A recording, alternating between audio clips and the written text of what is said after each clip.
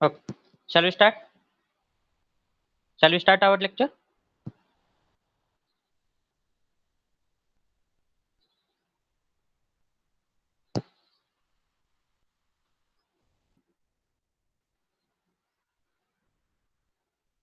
So, good morning to all of you. In yesterday's lecture, we have solved the problem based on the inclined plane surface. So, I have solved one problem related to inclined plane surface, and I have asked you to solve this problem. So, yesterday I have given this problem for solving purpose as a homework. Have you solved this problem? I have told you how to solve this problem also. So, have you solved this problem? If you have solved, please tell me the value of F and value of H star. What was the value of, or what is the value of F and what is the value of H star? Can you tell me?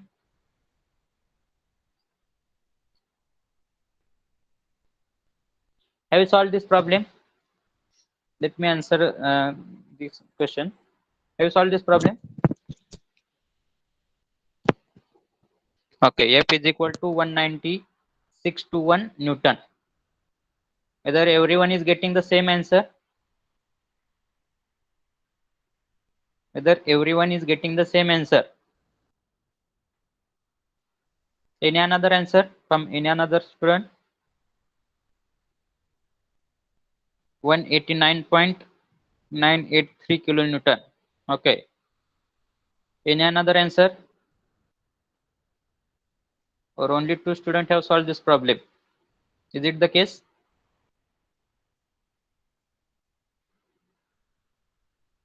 If you have solved the problem, then whatever answer you are getting, please tell that answer in the chat box, or please write that answer in the chat box so that we will proceed further. Do it fast.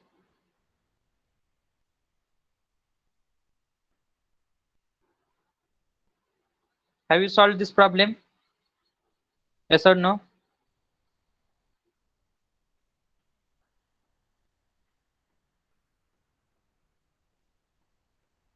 The student, those who have solved this problem, please write in the chat box that yes, you have solved the problem, or only yes, or you can only type Y.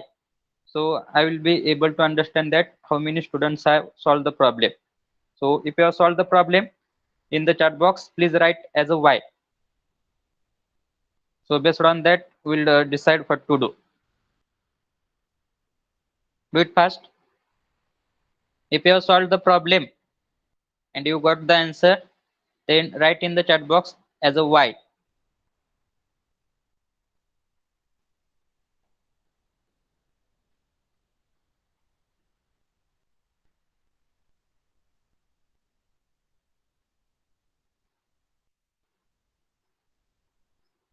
Only 4 students have solved the problem. Is it the case? What about remaining student?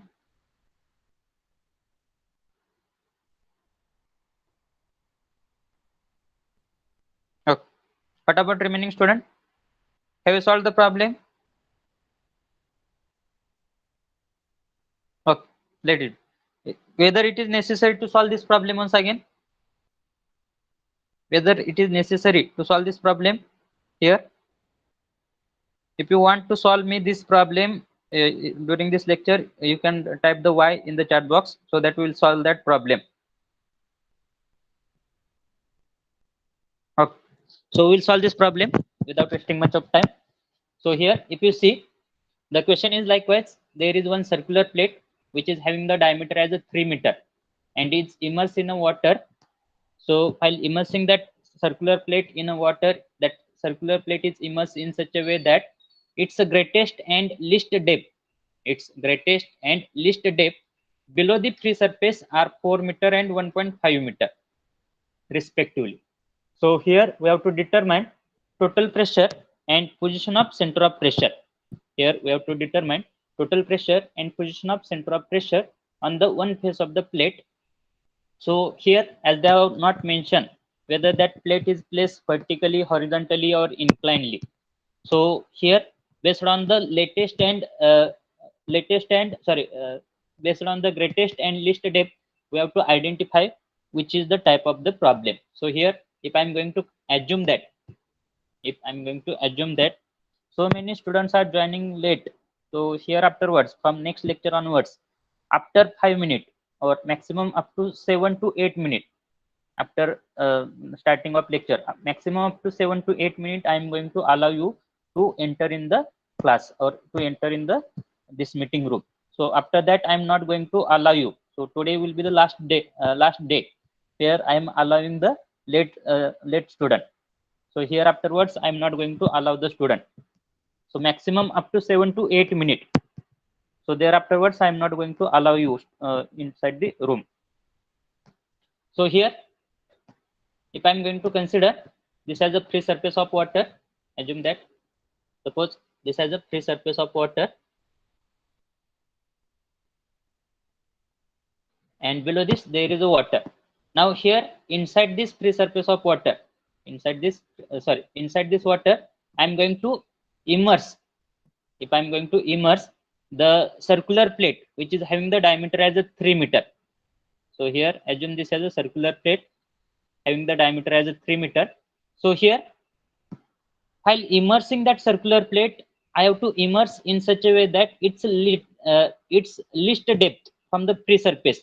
This least depth from the free surface is nothing but 1.5 meter. 1.5 meter, and its greatest depth from the free surface. Greatest depth from the free surface means this much depth. This total depth is nothing but 4 meter. 4 meter. So here, if I will calculate the difference between least depth and greatest depth, it should be equal to diameter of that circular plate if I'm going to place that plate in the vertical direction. But here 4 minus 1.5 is nothing but 2.5. 4 minus 1.5 is nothing but 2.5. But actually, what is the diameter of this circular plate? Diameter of circular plate is nothing but 3 meter. So this plate we cannot place vertically inside the water. Then if I'm going to place this plate in the horizontal direction, then here there should not be latest and greatest depth. That should be same. That is either 1.5 meter or 4 meter. So I cannot place a plate or I cannot place this place in the horizontal direction also. So here last option is I can place this plate in the inclined direction. So here I have to place this plate in the inclined direction inside the water. So suppose I'm going to place this plate in this likewise.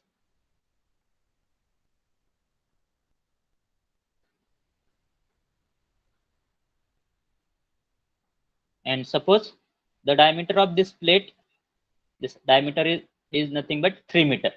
Now here, if I will take the side view of this plate, then I will get the side view of this plate will be likewise.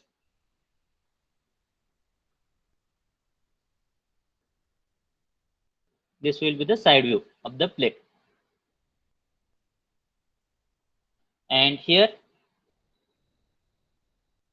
if I will take the distance, so here if I will measure the distance, least and greatest depth below the free surface. Suppose this distance is nothing but equal to 4 meter. This is the 4 meter depth. 4 meter depth. And suppose this distance is equal to 1.5 meter. This is nothing but 1.5 meter. Now, if I'm going to extend the side view of this circular plate up to the free surface of liquid, then this side view will meet to the free surface of liquid at this position. Suppose this is the point O, and whatever this angle is there, that will be called as a angle theta.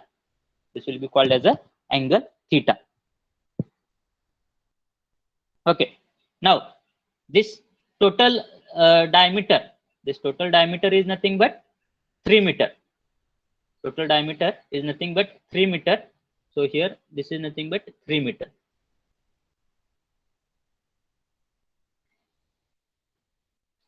Now this plate will have its center point or center of gravity point. So center of gravity of the circular plate will be is nothing but center of that circular plate. So suppose this is the center of gravity point, and here if I will take the side view of that center of gravity point, if I will take the if I will take the this side view of that center of gravity point, so that side view will be here. That is nothing but position of G point on the side view, and whatever this vertical distance between free surface of liquid, vertical distance between free surface of liquid up to the center of gravity, that will be called as a h bar. That will be called as a h bar. So here, whatever surrounding fluid will be there, that surrounding fluid will have the liquid as a water, which is having the density as a 1000 kg per meter cube. So this will be the diagram. This will be the diagram. And now based on this diagram, I have to draw the, based on this diagram, I have to find out the value of EF and value of H star. I have to find out the value of EF and value of H star. So to find out the value of EF and value of H star, so first of all, we'll calculate the value of EF. So to calculate the value of EF, which formula I need to use? जर मला EF calculate करायचं असेल, EF म्हणजे काय? Total pressure force which is acting on this plate. So here, if I want to calculate the value of EF, so by which formula I am going to calculate the value of EF? Can anyone tell me? कोणता formula use करणार आहे मी EF साठीचा? By which formula I am going to calculate the value of EF? So value of EF will be given by equation rho G A H bar. Rho G A H bar. Out of that, value of rho is nothing but whatever fluid we are using, that fluid is having the density as a 1000 kg per meter cube. Whatever G will be there, value of G is nothing but 9.81 meter per second square. Area, so whatever area of circular plate will be there, that area of circular plate is nothing but pi by 4 d square. Diameter is nothing but 3 meter, pi by 4 d square. So here pi by 4 3 square. What is the value of area? Can anyone tell me? Do it fast. What is the value of area? Write in the chat box. 7.068. 7.068 meter square. 68 meter square. Sorry. Meter square. Okay. This value will be in terms of kg per meter cube.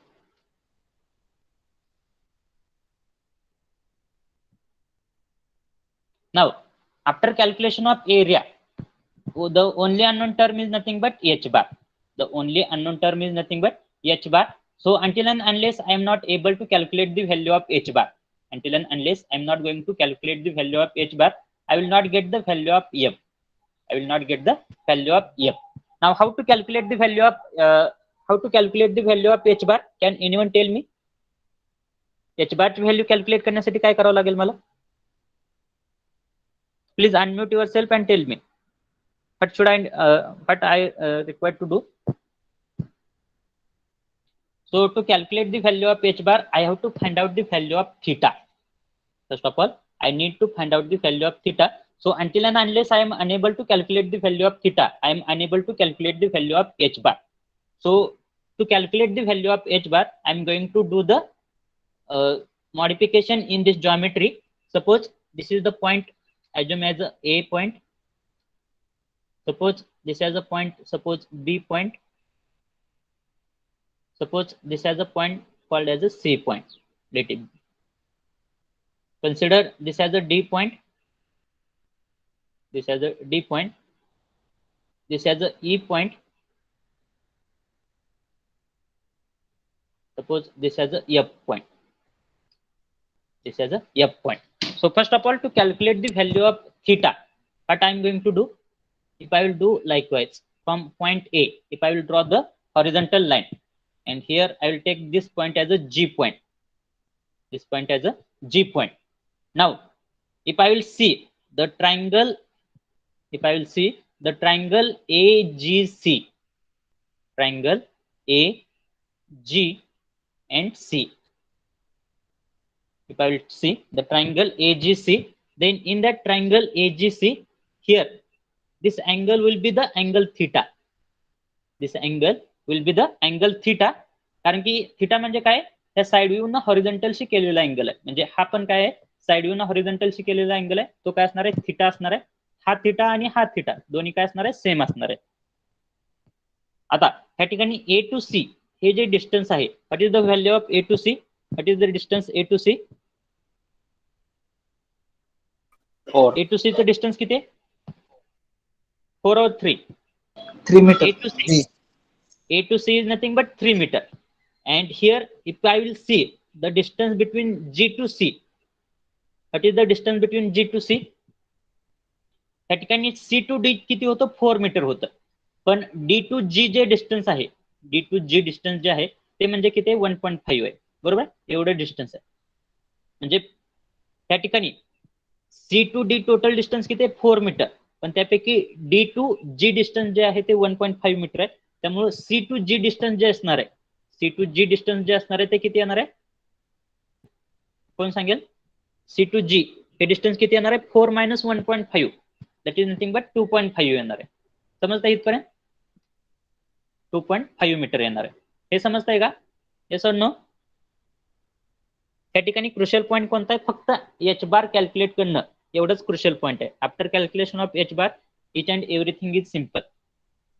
Hey geometry समजली का सगळ्यांना? Yes और no? लवकर सांगा रे बाबा, काय तर सांगत जावं. होय की नाही? Yes, sir. ओके. सो इथं C to G, कारण की आपल्याला काय माहित आहे, C to D एवढं डिस्टन्स जे आहे ते टोटल किती आहे, 4 मीटर आहे. पण ह्या ठिकाणी जर तुम्ही बघितलं, A to F J distance होतं ते किती, 1.5 मीटर आहे. आणि A to F एवढं डिस्टन्स म्हणजेच काय, that is nothing but equal to D to G एवढं डिस्टन्स आहे. म्हणजे D to G किती आहे, 1.5 आहे. त्यामुळं C to D 4 मीटर असेल तर C to G म्हणजे काय असणार आहे, 4 - 1.5, दॅट इज नथिंग बट 2.5 असणार आहे. त्यामुळे आता ट्रायंगल AGC मध्ये, ट्रायंगल AGC म्हणजे ब्लॅक कलरचा जो आहे, ट्रायंगल AG आणि C, त्या ठिकाणी जर मी साइन थिटा यूज केला, sin theta will be equal to, in triangle AGC, sin theta will be equal to opposite side divided by hypotenuse. So opposite side is nothing but C to G. Opposite side is nothing but C to G divided by hypotenuse is nothing but A to C. A to C. C to G म्हणजे किती आहे, 2.5 आहे. 2.5. आणि A to C म्हणजे किती आहे, 3 आहे. म्हणजे sin theta is equal to 2.5 divided by 3. त्यावरून तुम्हाला कशाची व्हॅल्यू मिळेल, थिटाची व्हॅल्यू मिळेल. So what is the value of theta? 0.83. 0.83. Angle theta in degree, sin theta is equal to 2.5 divided by 3. त्यामुळे थिटाची व्हॅल्यू काय येते, 56. 0.83 येणार नाही, 0.98. Theta theta theta 2.5 divided by 3 किती येते, 0.83. 0.83. आणि त्याचा साइन इनवर्स करा, 0.98. 0.98. प्रत्येकाला तीच व्हॅल्यू येते का, प्लीज चेक. 56 पॉइंट असं येते. किती येते, 0.97 येते. कॅल्सी कोणत्या मोड मध्ये बघा, रेडियन मोड मध्ये आहे की डिग्रीच्या मोड मध्ये आहे? रेडियन. डिग्री मध्ये कॅल्क्युलेट करा.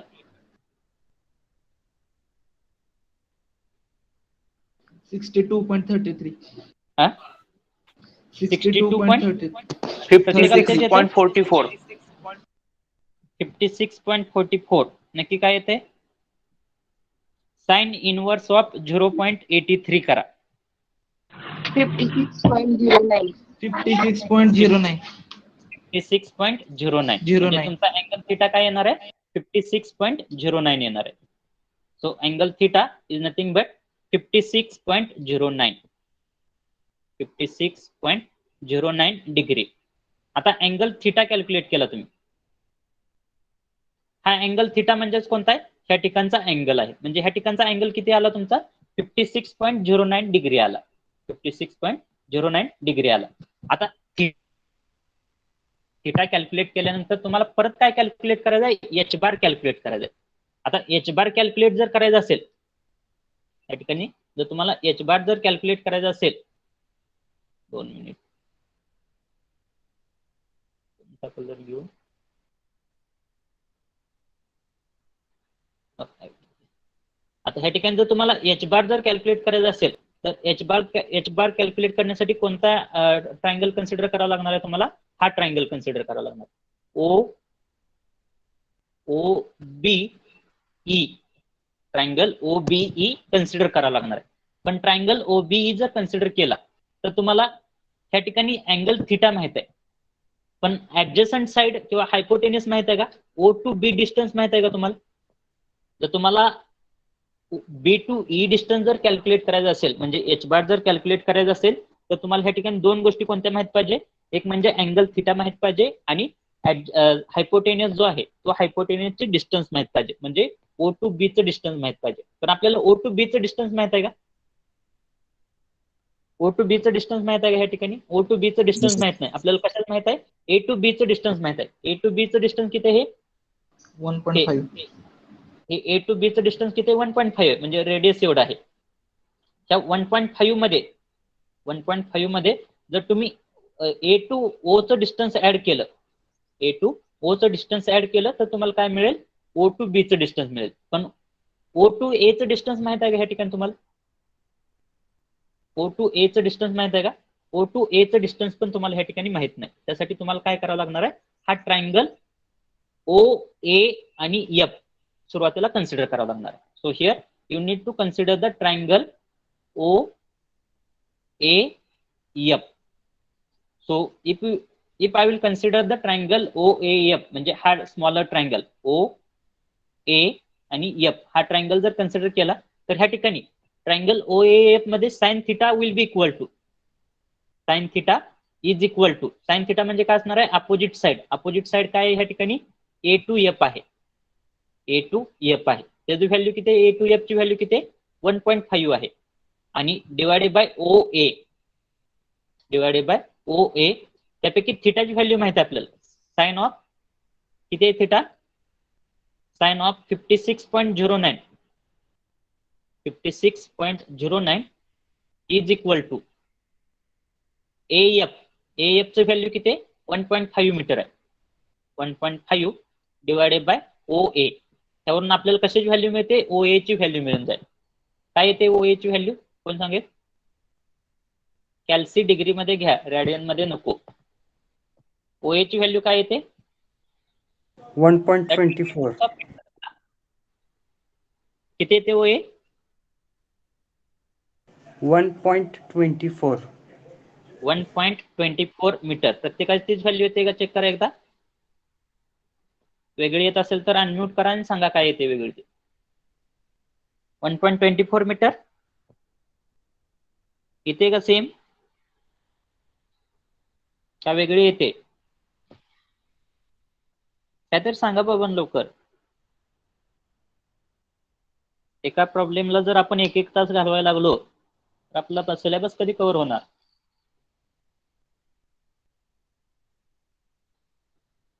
ओए ची व्हॅल्यू किती येते? सेम येते सगळ्यांची? होय की नाही? Yes sir. 1.64. Revannath Jadhav. What about remaining student? बाकीच्यांची काय येते? 1.8. 1.80. 1.8 येते सर. 1.80. साइन ऑफ 56.09 किती येते डिग्री मध्ये सांगा? आता फुल्ल्या वेळेस पासून मलाच कॅल्सी घेऊन बसवू नका म्हणजे झालं. 0.8299 येते सर. साइन ऑफ 56.09 किती येते? 0.8299. 0.8299 आणि 1.5 डिवायडेड बाय 0.8299 किती येते?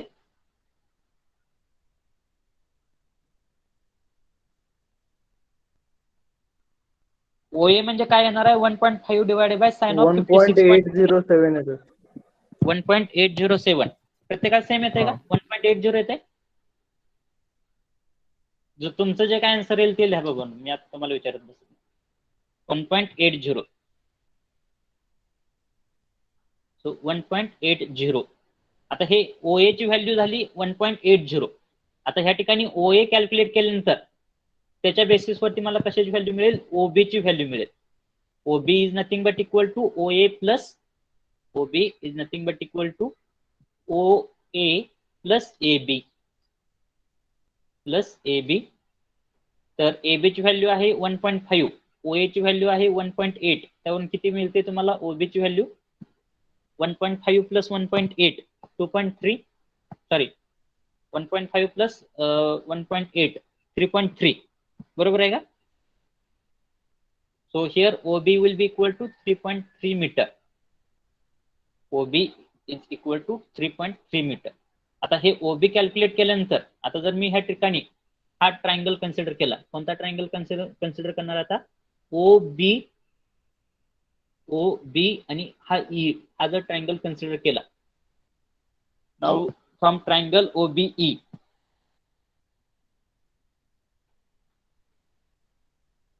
now from triangle OBE,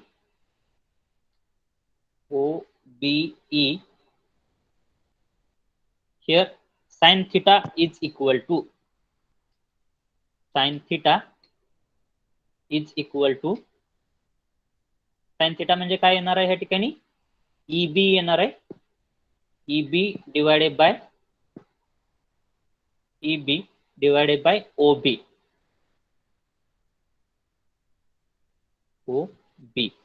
त्यापैकी EB म्हणजे काय असणार आहे? So sine of theta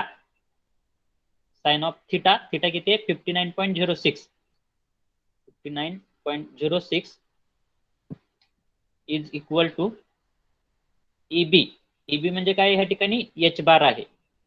EB is nothing but H बार. आणि OB म्हणजे काय आहे ह्या ठिकाणी? 3.3 आहे.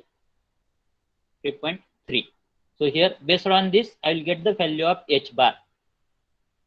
Can anyone tell me what is the value of H bar? काय ते व्हॅल्यू ऑफ H bar ह्या ठिकाणी?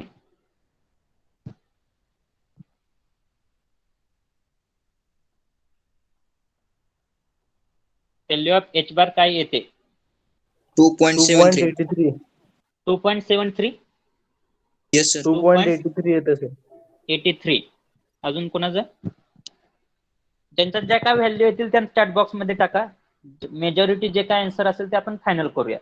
तर तुम्ही साइन थिटा 59.06 घेतले, 56.09 आहे. 56. हा सॉरी 09. 56.09 घ्या. चुकून झालं माझ्याकडून. 56.09 आहे ना? 56.09. थिटाची व्हॅल्यू जी काय आहे ती घ्या.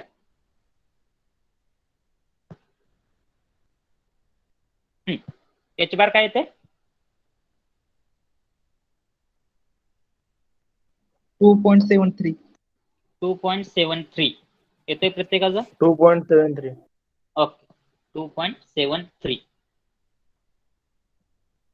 2.73. जर नेक्स्ट डिजिट घ्यायचं तर 2.73. नेक्स्ट डिजिट काय येते? 8. 2.738. 3 डिजिट पर्यंत घ्या, काय प्रॉब्लेम. आता H बार झालं. आता ह्या फॉर्म्युल्यामध्ये पुट इन इक्वेशन 1.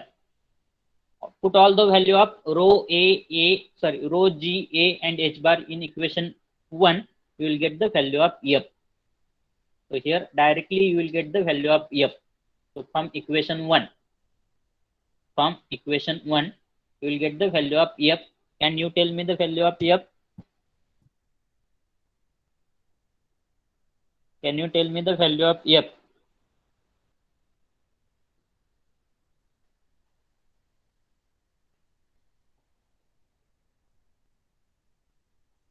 F ची व्हॅल्यू काय येते सांगेल का कोण?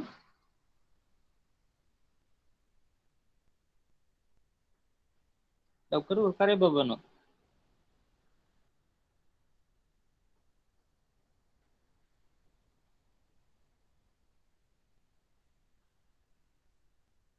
माझा विचार होता आज चॅप्टर कंप्लीट करायचा, पण तुम्ही प्रॉब्लेम मध्ये एक तास घालवलाय. मला वाटलं होतं प्रॉब्लेम सगळ्यांनी सॉल्व्ह केला असेल.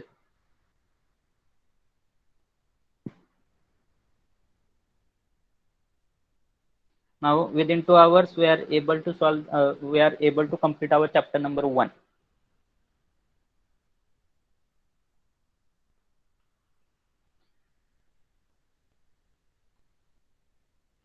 What is the value of F? Rho माहित आहे, G माहित आहे, A माहित आहे, H bar माहित आहे.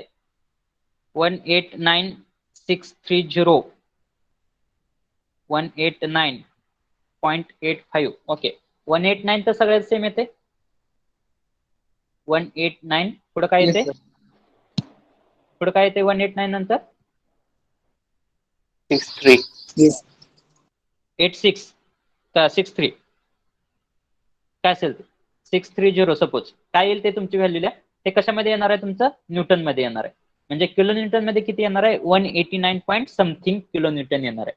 Value of F will be 189 point something kilo newton. Are you getting how to calculate the value of F? इथपर्यंत कोणाला काय अडचण आहे का आता? If you have understood the problem up to here, up to this Yes, step, then write in the chat box y. Chat box मध्ये y लिहा, म्हणजे समजेल किती जणांना समजलंय ते. ज्यांना कोणाला समजलं असेल up to this point, write in the chat box as a y. And if you haven't understood up to this point, write in the chat box as a no or n. y किंवा n प्रत्येकाने लिहा. ह्याच्यावरनं attendance मी consider करणार आहे. either y or either n.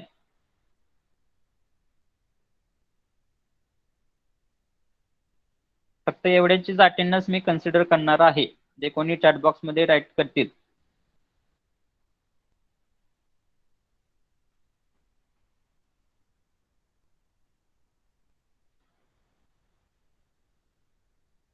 Majority students are writing as a y. That means I think they understood up to this point. Now after finding out the value of f, now next point I have to find out the value of h star. I have to find out the value of h star. So to find out the value of h star, which formula I need to use? In case of inclined plane surface, what is the formula for h star? Ig sin square theta. Ig sin square theta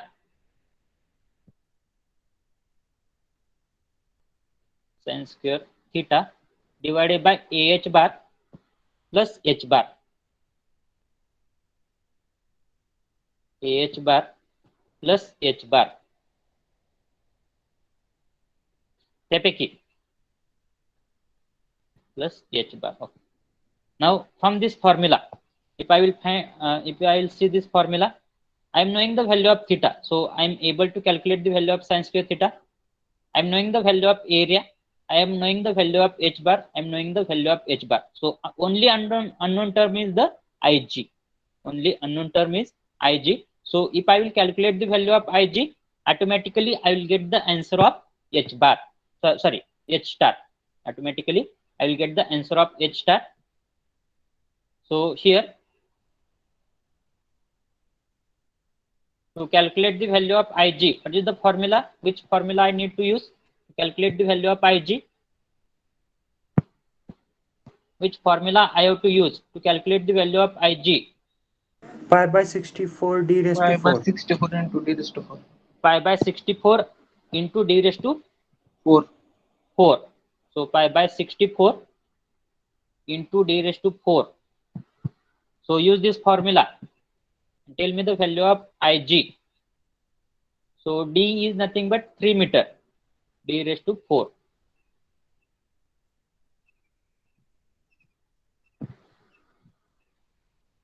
So tell me the value of ig. So that value of ig will be in terms of meter raised to 4. That value of ig will be in terms of meter raised to 4. Tell me this value. 3.976 meter raised to 4. 3.9 976. 3.976. 976. This is the value of ig. So put this value of ig in the formula of h star. You will automatically get the value of h star. Tell me the value of h star. So tell me the value of h star.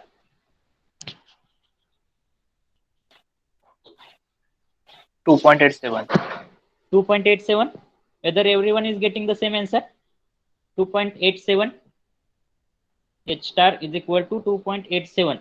Whether everyone is getting the same answer?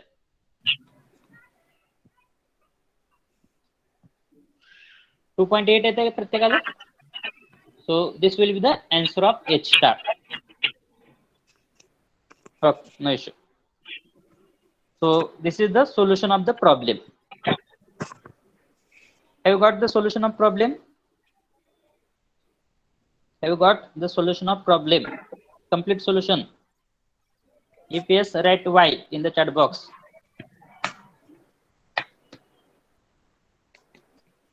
Problem समजला असेल तर Y लिहा chat box मध्ये, नसेल तर N लिहा.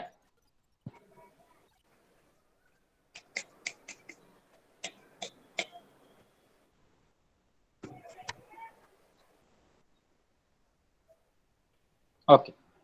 Now we'll move to the next point. So if you want to take the write-up part, write as it is, whatever I have written on the slide.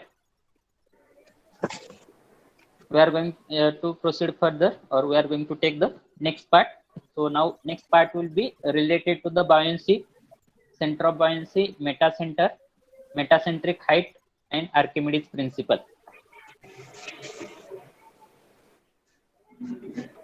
So take 2 minutes and note down as it is.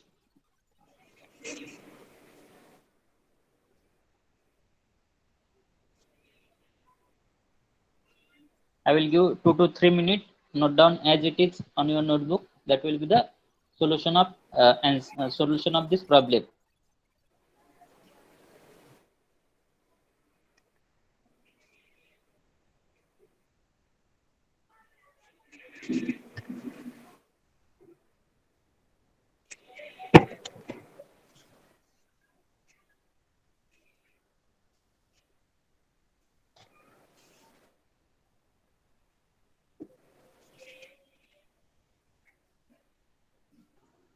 Once you have completed, let me know so that we'll proceed further.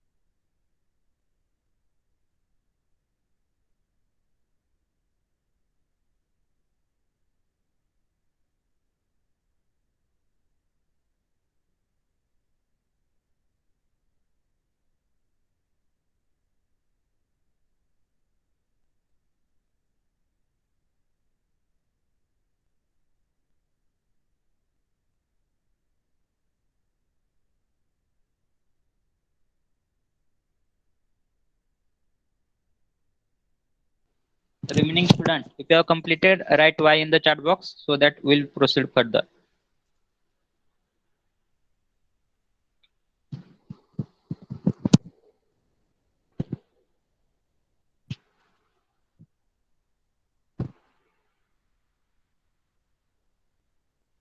Okay. Now next point is buoyancy. Okay, nice. So next point is buoyancy. So whether you have heard the word buoyancy before this? Have you heard the word buoyancy before this? ह्या अगोदर कधी buoyancy शब्द ऐकलाय का तुम्ही? No, sir. What is meant by buoyancy? Can anyone tell me? No. Okay. So have you experimented? Have you done the experiment that whenever you are lifting the water, suppose you are having one bucket, and if you want to lift that bucket from the water or from the well, so you will observe that the weight of that bucket of water is very less as compared to weight of bucket of water in the air. जर तुम्ही समजा एखाद्या नदीवरती गेला किंवा विहिरीवरती गेला आणि विहिरीतून जर तुम्हाला बकेटभर वॉटर बाहेर काढायचं असेल किंवा नदीतून जर बकेटभर वॉटर बाहेर काढायचं असेल, तर जोपर्यंत ती बकेट त्या वॉटरमध्ये आहे तोपर्यंत त्या बकेटचं वेट तुम्हाला इतकं जाणवत नाही. पण जशी ती बकेट वॉटरमधून बाहेर येते त्यावेळेस तुम्हाला त्या बकेटचं वेट जास्त जाणवतं. Have you observed this? So why this is so? So that is mainly because of the term called as a buoyancy. So here अजून एक दुसरं इन जनरल एक्झाम्पल जर सांगायचं झालं तर तुम्ही जर पोहायला जर गेला आणि तुमच्या एखाद्या मित्राला जर पोहायला वगैरे येत नसेल तर तुम्ही काय करता, त्या मित्राला जर तुम्ही पोहायला शिकवत असाल त्या मित्राचं वजन जे असतं ते पाण्यामध्ये कमी असतं आणि पाण्याच्या बाहेर जास्त असतं. कशामुळं? So that is mainly because of the term called as a buoyancy. So what is the exact meaning of buoyancy? Buoyancy means whenever any body is immersed, inside the static fluid, that may be partially immersed or that may be completely immersed, then that body will experience the force. Which is opposite to the center of gravity. That body will experience the force which is opposite to the center of gravity, and that force will be equal to the weight of the body or weight of water displaced by the body, and that force will be called as the buoyancy force. If you see this picture, so in this picture there is one man which is swimming inside the water. So here if I am going to consider, this is the center of gravity point of that man. That means through that center of gravity point, the whole weight of that body will be acting in the vertically downward direction. But here, because of immersion or because of immersion of that body inside the liquid, या ठिकाणी ही body काय झालेली आहे, या liquid मध्ये एवढी immerse झालेली आहे.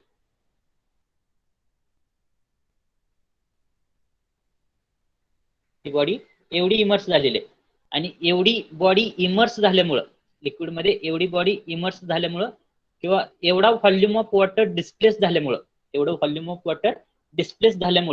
या ठिकाणी काय करणार आहे, ही बॉडी जी आहे that body will experience the upward force. This body will experience the upward force. That force will be opposite to the gravity force. And the value of this force will be equal to weight of water displaced by that body. So that upward force which tends to lift the body, that will be called as a buoyancy force. So same example. So buoyancy force is nothing but when any body is immersed in a fluid, then that body will experience the upward force. So upward force is exerted by the fluid on the body. So this upward force is equal to weight of the fluid displaced by the body. That force is called as a buoyancy or simply buoyancy. मराठीतून सांगतो, ज्यावेळेस तुम्ही एखादी body एखाद्या static fluid मध्ये immerse करताय, ती body तुम्ही कम्प्लिटली इमर्स करा किंवा ती बॉडी तुम्ही पार्शियली इमर्स करा. त्या स्टॅटिक फ्लुइड मध्ये ती बॉडी तुम्ही कम्प्लिटली इमर्स करा किंवा पार्शियली इमर्स करा. आता ज्यावेळेस तुम्ही ही बॉडी त्या फ्लुइड मध्ये इमर्स करताय त्यावेळेस काय होतंय, ह्या बॉडीची जी काही व्हॉल्यूम आहे त्या बॉडीच्या व्हॉल्यूममुळे काय होणार आहे, ह्या ठिकाणी जे काही इनिशियल वॉटर होतं ते वॉटर काय झालेलं आहे, डिस्प्लेस झालेलं आहे. या ठिकाणचं वॉटर काय झालेलं आहे, डिस्प्लेस झालेलं आहे. आणि हे वॉटर डिस्प्लेस झाल्यामुळं ही बॉडी काय ह्या बॉडीवरती इफेक्ट काय होणार आहे, त्या बॉडीवरती अपवर्ड डायरेक्शनचा फोर्स ऍक्ट होणार आहे. त्या बॉडीवरती अपवर्ड डायरेक्शनचा फोर्स ऍक्ट होणार आहे. आणि त्या फोर्सची व्हॅल्यू काय असणार आहे, weight of water which is displace. Weight of water which is displace. आणि ह्या अपवर्ड डायरेक्शनच्या फोर्समुळे काय होणार आहे, that body will tend to lift. That body will tend to lift up inside the water, and that force will be called as a buoyancy force. So buoyancy force is nothing but when any body is immersed in a fluid that may be partially or completely, then that body will experience the upward force. That body will experience the upward force because of the fluid which is displaced, and that upward force is equal to weight of fluid displaced. Upward force is equal to weight of fluid displaced by the body, and that force will be called as a buoyancy or simply buoyancy. That force will be called as a force of buoyancy or simply buoyancy. Now, the point through which the buoyancy force is acting, that will be called as a center of buoyancy. आता ह्या ठिकाणी हे another example घ्या. So this is one man which is swimming inside the river. Suppose ह्या ठिकाणी this is the centre of gravity of that body. म्हणजे त्या माणसाची जी काय होल वेट आहे ते ह्या पॉईंट मधून ऍक्ट होणार आहे. So that is called as the centre of gravity. And through this centre of gravity or centre of mass point whole weight of the body will be acting in the vertically downward direction. आता ज्यावेळेस हा माणूस ह्या वॉटरमध्ये swimming करतोय त्यावेळेस ह्या माणसानं occupy केलेली व्हॉल्यूम जो आहे, वॉटरचा व्हॉल्यूम जो ऑक्युपाय केलेला आहे तो हा व्हॉल्यूम आहे. एवढा व्हॉल्यूम काय केलेलं आहे ना, ऑक्युपाय केलेलं आहे. आणि एवढा व्हॉल्यूम ऑक्युपाय केल्यामुळं ह्या ठिकाणचं जे काय वॉटर होतं ते वॉटर काय झालेलं आहे, डिस्प्लेस झालेलं आहे. आणि ह्या ठिकाणचं वॉटर डिस्प्लेस झाल्यामुळं काय होणार आहे, ह्या बॉडीवरती अपवर्ड डायरेक्शनचा फोर्स ऍक्ट होणार आहे. आणि तो फोर्स म्हणजेच काय असणार आहे, बॉयंट फोर्स असणार आहे. आणि तो बॉयन्सी फोर्स कोणत्या पॉईंट मधून ऍक्ट होणार आहे, या सेंटर ऑफ बॉयन्सी पॉईंट मधून ऍक्ट होणार आहे. किंवा ज्या पॉईंट मधून बॉयन्सी फोर्स ऍक्ट होतो त्याला मी काय म्हणणार आहे, सेंटर ऑफ बॉयन्सी म्हणणार आहे. आणि सेंटर ऑफ बॉयन्सी म्हणजे काय असतं, जेवढं काय फ्लुइड डिस्प्लेस झालेलं आहे, ती बॉडी इमर्स झाल्यामुळं जेवढं काय फ्लुइड डिस्प्लेस झालेलं आहे त्याचा सेंटर ऑफ ग्रॅव्हिटीचा point, the centre of gravity of fluid displace, त्याला काय म्हणणार आहे मी, that is nothing but center of buoyancy. So center of buoyancy, the point through which force of buoyancy is supposed to act. The point through which force of buoyancy is supposed to act is called as a center of buoyancy. So center of as force of buoyancy is vertical force, and is always equal to weight of fluid displaced by the body. That's why center of buoyancy is nothing but center of gravity of the fluid displaced. हे जर काय समज नसेल तर 2 मिनिटांमध्ये तुम्हाला मराठीतून सांगतोय. Buoyancy term म्हणजे काय, ज्यावेळेस तुम्ही एखादी बॉडी एखाद्या स्टॅटिक लिक्विड मध्ये पार्शियली इमर्स करा किंवा फुल्ली इमर्स करा, त्यावेळेस तुम्ही ती बॉडी त्या लिक्विड मध्ये इमर्स करताय, त्यावेळेस लिक्विड मध्ये इमर्स केल्यामुळं त्या ठिकाणचं वॉटर काय होणार आहे, डिस्प्लेस होणार आहे. जे काय इनिशियल वॉटर होतं त्या ठिकाणचं त्या बॉडीच्या व्हॉल्यूम एवढं वॉटर काय होणार आहे, डिस्प्लेस होणार आहे. आणि ते बॉडीच्या व्हॉल्यूम एवढं वॉटर डिस्प्लेस झाल्यामुळे त्या बॉडीवरती काय होणार आहे, व्हर्टिकली अपवर्ड डायरेक्शनचा फोर्स ऍक्ट होणार आहे. आणि त्या फोर्सची व्हॅल्यू किती असणार आहे, जेवढं वेट ऑफ वॉटर डिस्प्लेस झालेलं आहे, तेवढीच व्हॅल्यू ऑफ फोर्स, तेवढ्याच फोर्सची व्हॅल्यू काय होणार आहे, तेवढंच फोर्स काय होणार आहे, अपवर्ड डायरेक्शनला ऍक्ट होणार आहे. अपवर्ड डायरेक्शनचं फोर्स जे असतं त्याला मी काय म्हणणार आहे, बॉयन्सी म्हणणार आहे. आणि ज्या पॉईंट मधून ते बॉयन्सी फोर्स ऍक्ट होणार आहे त्याला मी काय म्हणणार आहे, सेंटर ऑफ बॉयन्सी म्हणणार आहे. तो सेंटर ऑफ बॉयन्सी पॉईंट म्हणजे काय असतो, तुमचा सेंटर ऑफ फ्लुइड डिस्प्लेस असतो किंवा centre of gravity of fluid displace असतो. जेवढं व्हॉल्यूम ऑफ लिक्विड डिस्प्लेस होणार आहे त्याचा जो काय सेंटर ऑफ व्हॉल्यूम पॉईंट आहे त्याचा जो काय सेंटर ऑफ व्हॉल्यूम पॉईंट आहे किंवा सेंटर ऑफ ग्रॅव्हिटी पॉईंट आहे फ्लुइड डिस्प्लेसचा, त्या पॉईंट मधून काय होणार आहे, बॉयन्सी फोर्स ऍक्ट होणार आहे. त्यालाच मी काय म्हणणार आहे, सेंटर ऑफ बॉयन्सी म्हणणार आहे. Have you understood both the definition buoyancy and centre of buoyancy? Have you understood both the definition buoyancy as well as center of buoyancy? Yes or no? If you Yes, sir. understood, write in the chat box as a Y. If you haven't understood, write as a N, so that I will explain once again. What about remaining student?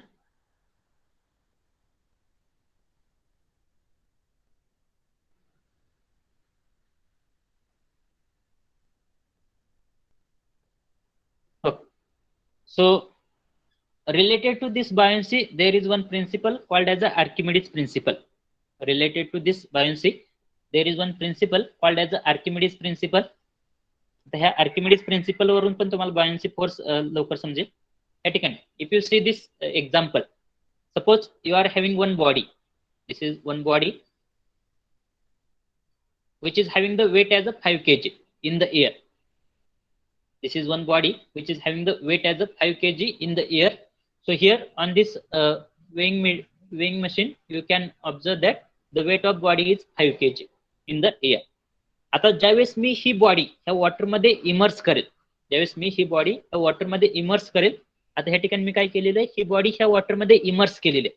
आता ही body immerse केल्यामुळं काय झालेलं आहे, ह्या ठिकाणचं water displace झालेलं आहे. ह्या ठिकाणचं वॉटर डिस्प्लेस झालेलं आहे म्हणजे काय झालेलं आहे, ह्या ठिकाणचं जे काय वॉटर होतं ते बाहेर आलेलं आहे इथून, आणि ते मी काय केलेलं आहे, एका बिकरमध्ये कलेक्ट केलेलं आहे. इनिशियली हा बिकर जो होता तो एम्प्टी होता, आणि हे जे काय वॉटर होतं ते फुल ऑफ वॉटर आहे त्या बकेटमध्ये. ज्यावेळेस मी ही 5 kg बॉडी त्या वॉटरमध्ये इमर्स करेल, त्यावेळेस ह्या 5 kg बॉडीचा जो काय व्हॉल्यूम आहे, त्या व्हॉल्यूममुळे काय होणार आहे, हे ज्या व्हॉल्यूम एवढं वॉटर काय होणार आहे, डिस्प्लेस होणार आहे. त्या व्हॉल्यूम एवढं वॉटर डिस्प्लेस होणार आहे. आणि हे जर मी वेट मेजर केलं, weight of water displace measure केलं, तर ते किती 2 kg आहे. तर ह्या ठिकाणी काय होणार आहे, ह्या बॉडीवरती अपवर्ड डायरेक्शनचा 2 kg फोर्स ऍक्ट होणार आहे. या बॉडीवरती अपवर्ड डायरेक्शनचा 2 kg फोर्स ऍक्ट होणार आहे. आणि 2 kg फोर्स ऍक्ट झाल्यामुळं ज्या बॉडीचं वेट 5 kg होतं, त्या बॉडीचं वेट आता काय होणार आहे, 3 kg होणार आहे. त्या बॉडीचं वेट आता काय होणार आहे, weight of the same body in the water is nothing but equal to 3 kg. So this will be called as a Archimedes principle. आणि ह्या ठिकाणचा जो काय फोर्स असतो, त्या ठिकाणचा जो काय अपवर्ड डायरेक्शनचा फोर्स असतो, त्याला मी काय म्हणणार आहे, बॉयन्सी फोर्स म्हणणार आहे. आणि ज्या पॉईंट मधून तो बॉयन्सी फोर्स ऍक्ट होणार आहे, त्याला मी काय म्हणणार आहे, सेंटर ऑफ बॉयन्सी म्हणणार आहे. आणि ह्या बॉयन्सी फोर्सची व्हॅल्यू किती असते, that value is nothing but wait of water displace, weight of water displace because of immersion of that body inside the static fluid. So I think by with the help of this Archimedes principle, you will be able to understand all the three definition, or buoyancy or buoyancy force, center of buoyancy, as well as Archimedes principle. So Archimedes principle state that the upward buoyancy force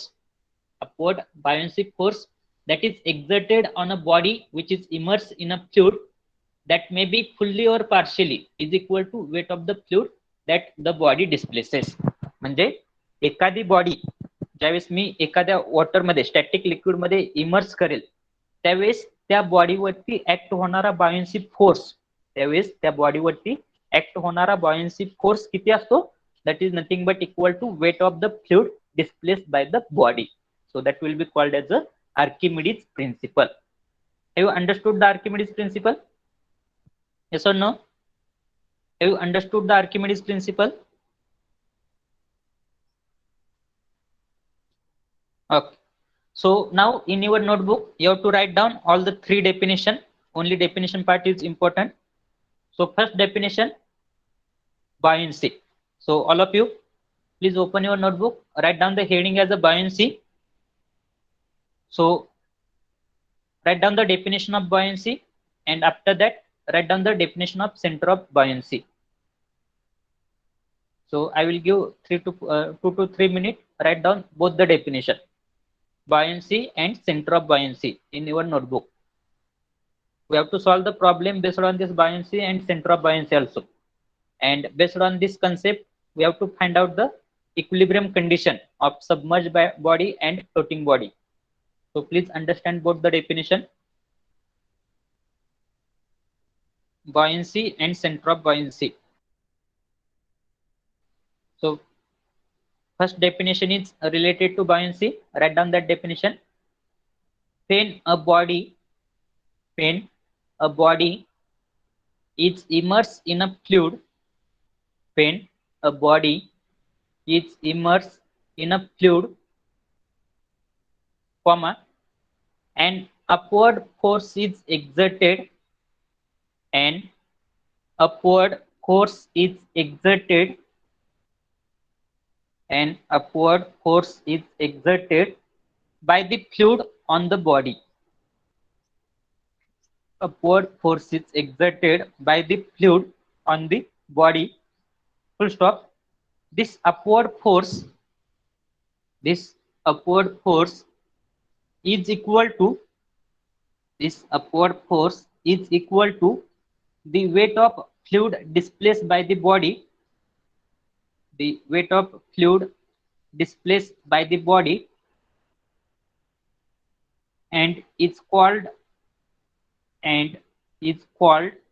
the force of buoyancy, or simply buoyancy. And it's called the force of buoyancy, or simply buoyancy.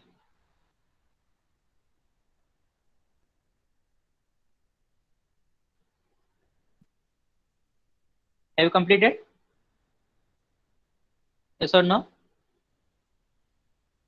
Now, next line, write down second definition, center of buoyancy. Center of buoyancy. B-U-O-Y-A-N-C-Y. Center of buoyancy. Under that, it is defined as the point through which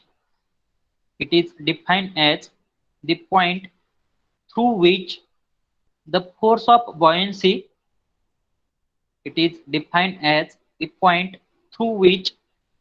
of buoyancy is supposed to act. Full stop. Next line. As the force of buoyancy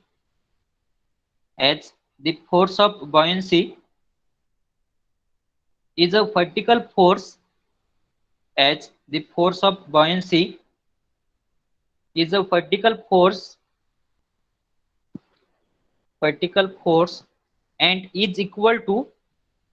and is equal to weight of fluid displaced,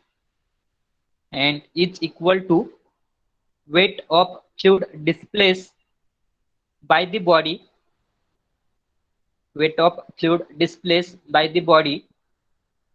hence the center of buoyancy will be the center of gravity of fluid displaced. Hence, the center of buoyancy will be the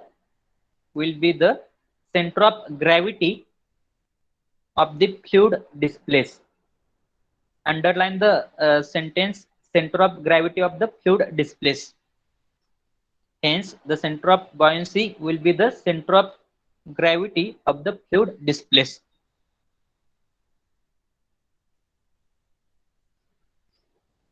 Have you completed? Yes or no?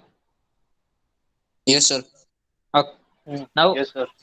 next line, write down Archimedes principle. Next line, write down Archimedes principle.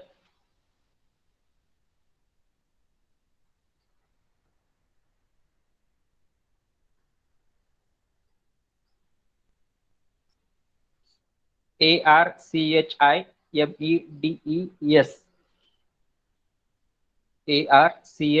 Archimedes principle.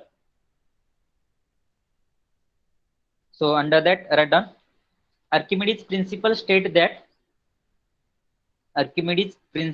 state that the upward buoyancy force, Archimedes' principle state that the upward buoyancy force that is exerted on a body, upward buoyancy force that is exerted on a body immersed in a fluid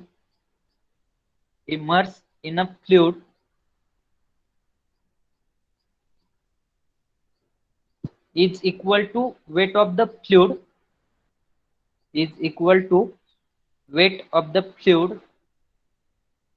that the body displaces, is equal to weight of the fluid that the body displaces, weight of the fluid that the body displaces.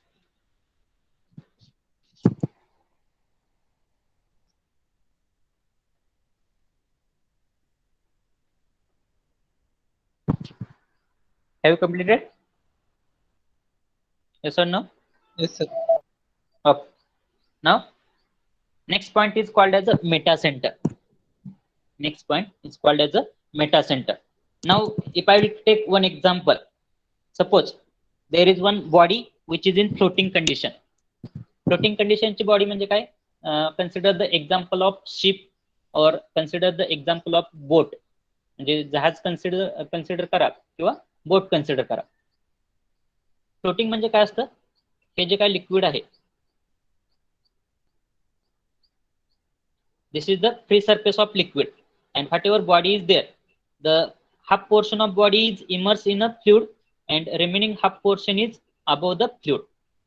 म्हणजे तुमचं जहाज consider करा किंवा ship consider करा किंवा तुमची boat जी असते ship किंवा बोट कन्सिडर करा. आता ज्यावेळेस मी ही बॉडी कन्सिडर करेल त्यावेळेस काय, त्या बॉडीला एक पॉइंट असणार आहे, त्या पॉइंटला काय म्हणणार आहे, सेंटर ऑफ ग्रॅव्हिटी पॉइंट म्हणणार आहे. Suppose this is the point G, this is the point G through which whole weight of the body is acting in the vertically downward direction. म्हणजे जी पॉइंट मधून काय होणार आहे, त्या बॉडीचं जे काही wait असणार आहे, बॉडीचं किंवा त्या शिपचं जे काही वेट असणार आहे ते काय असणार आहे, व्हर्टिकली डाउनवर्ड डायरेक्शनला ऍक्ट होणार आहे. आता ज्यावेळेस ही बॉडी मी त्या लिक्विड मध्ये इमर्स करतोय, म्हणजे पार्शियली इमर्स करतोय, त्यावेळेस द वेट ऑफ किंवा जे काय व्हॉल्यूम ऑफ फ्लुइड डिस्प्लेस होणार आहे, तो व्हॉल्यूम ऑफ फ्लुइड किती डिस्प्लेस होणार आहे ह्या बॉडीमुळे, एवढा व्हॉल्यूम ऑफ फ्लुइड काय होणार आहे, डिस्प्लेस होणार आहे. आणि एवढा व्हॉल्यूम ऑफ फ्लुइड डिस्प्लेस झाल्यामुळं या ठिकाणी काय होणार आहे, ह्या बॉडीवरती काय होणार आहे, अपवर्ड डायरेक्शनचा बॉयन्सी फोर्स ऍक्ट होणार आहे.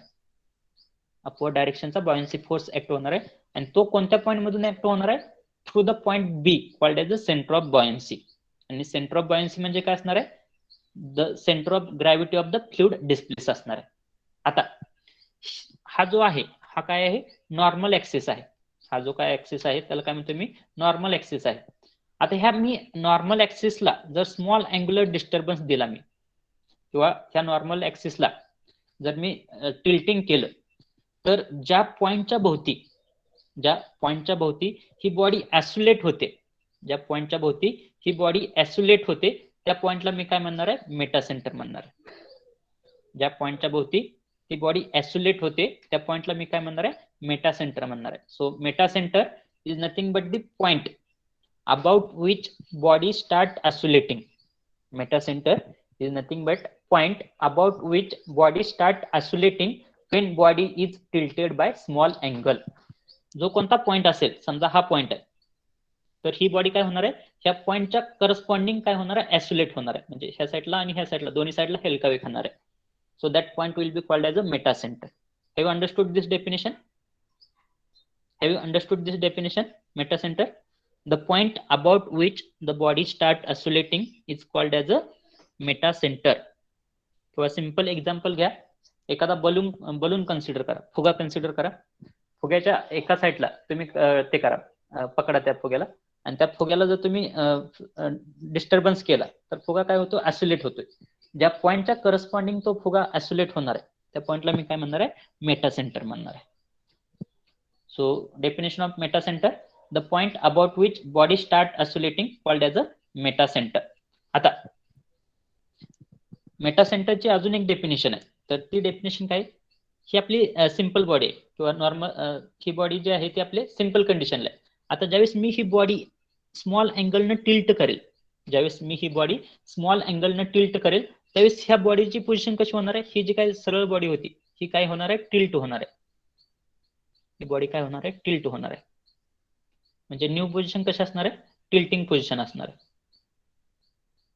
ही न्यू पोझिशन असणार आहे. जी काय ओरिजिनल बॉडी होती त्या ओरिजिनल बॉडीचा सेंटर ऑफ ग्रॅव्हिटी पॉईंट काय होता, जी होता. सेंटर ऑफ ग्रॅव्हिटी म्हणजे काय, ज्या पॉईंट मधून whole weight of the body is acting. आता बॉडी तुम्ही टिल्ट केली काय किंवा उलटी केली काय, बॉडीचा सेंटर ऑफ ग्रॅव्हिटी पॉईंट काय राहणार आहे, सेमच राहणार आहे. म्हणजे ह्या ठिकाणी सेंटर ऑफ ग्रॅव्हिटी पॉईंट काय राहणार आहे, सेमच राहणार आहे. हा जर तुमचा नॉर्मल ऍक्सिस असेल, this is nothing but normal axis.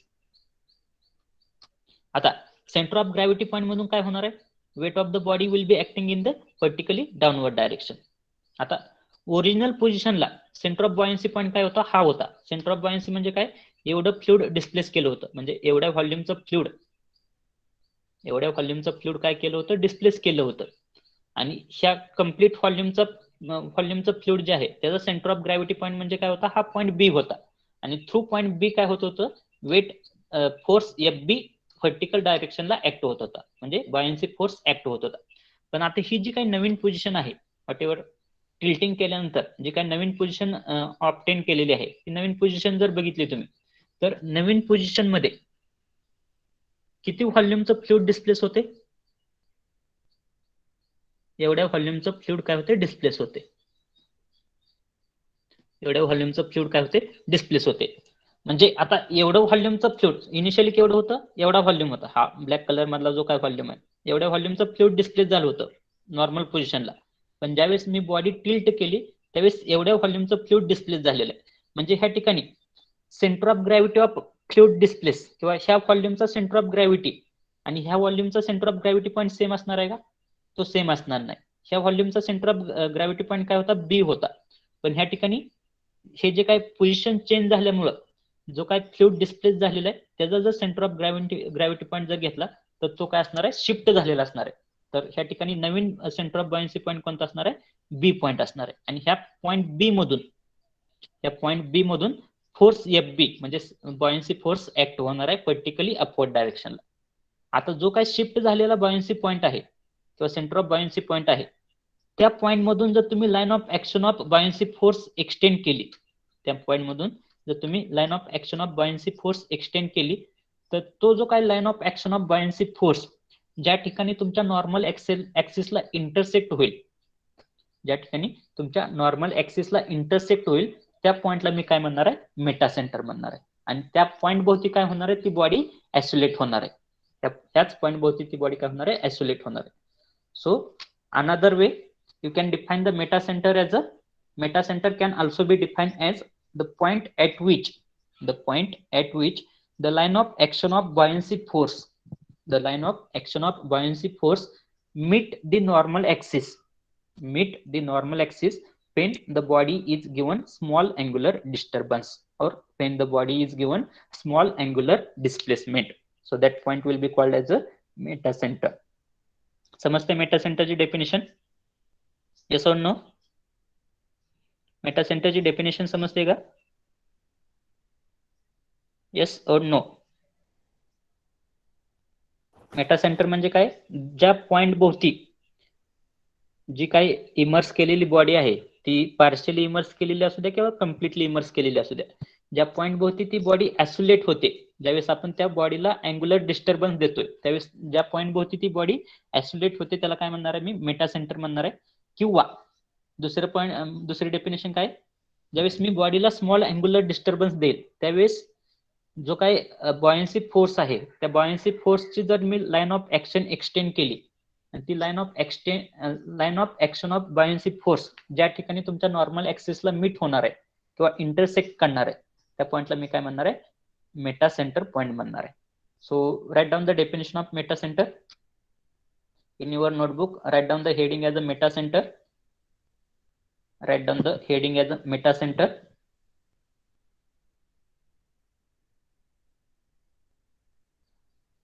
So draw this diagram. To understand the concept of meta center, draw this diagram. This is the condition 1 किंवा नॉर्मल कंडिशन आहे. ही जी आहे या ठिकाणी दोन डायग्राम आहेत.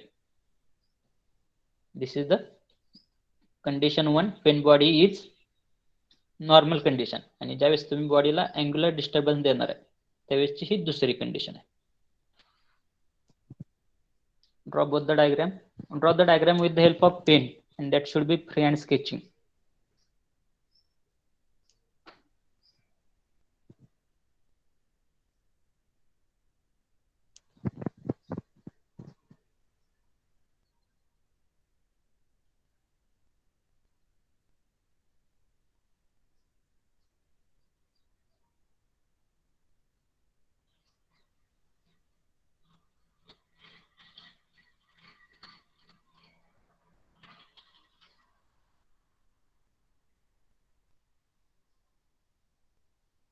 Once you have completed, let me know. Write Y in the chat box so that we'll write down the definition.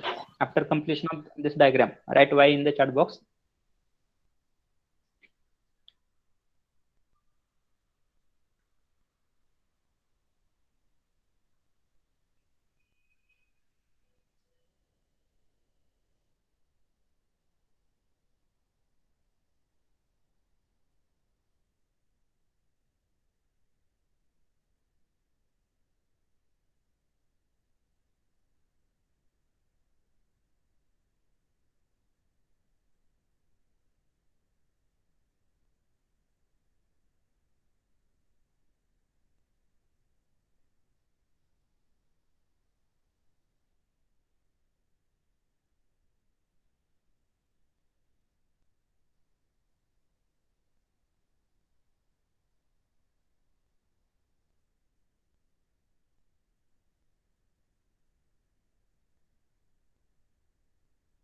Okay. Now write down the definition of meta center. It is defined as the point about which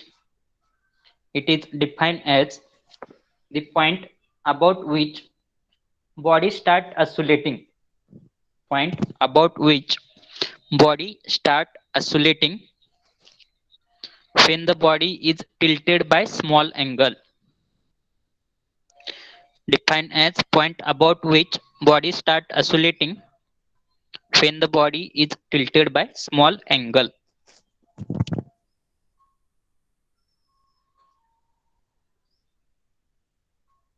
Completed?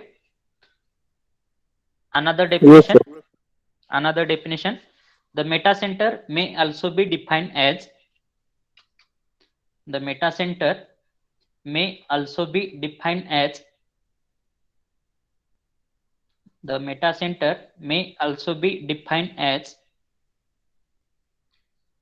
point at which the line of action of buoyancy force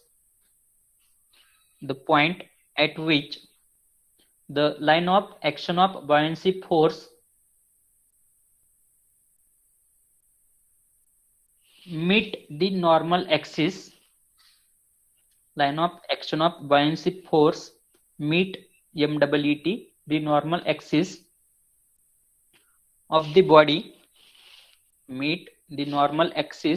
the body when the body is given small angular displacement. Meet the normal axis of the body when the body is given a small angular displacement.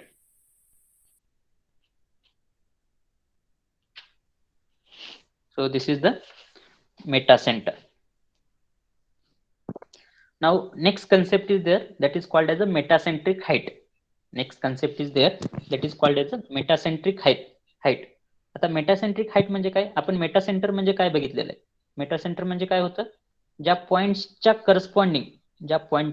Corresponding ती body असोलेट होते, त्या पॉइंटला मी काय म्हणतोय, मेटासेंटर point म्हणतोय. हा जर मेटासेंटर point असेल ह्या बॉडीचा, तर ह्या ठिकाणी जे काय vertical distance between M and G आहे, मेटासेंटर आणि सेंटर ऑफ ग्रॅव्हिटी, या दोन्हीच्या मधलं जे काय व्हर्टिकल डिस्टन्स आहे, किंवा ह्या केसमध्ये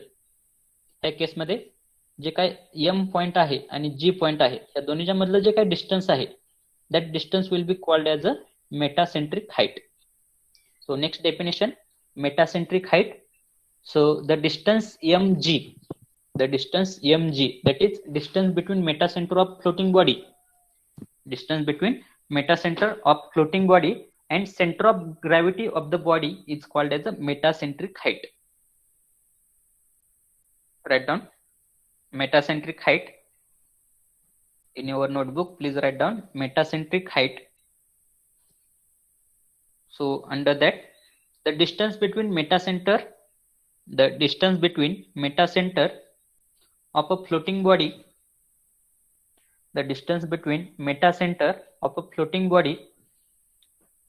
and the center of gravity of the body,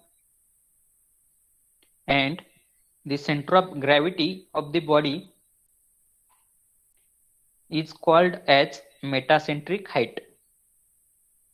The distance between metacenter of a floating body and the center of gravity of the body is called as a metacentric height.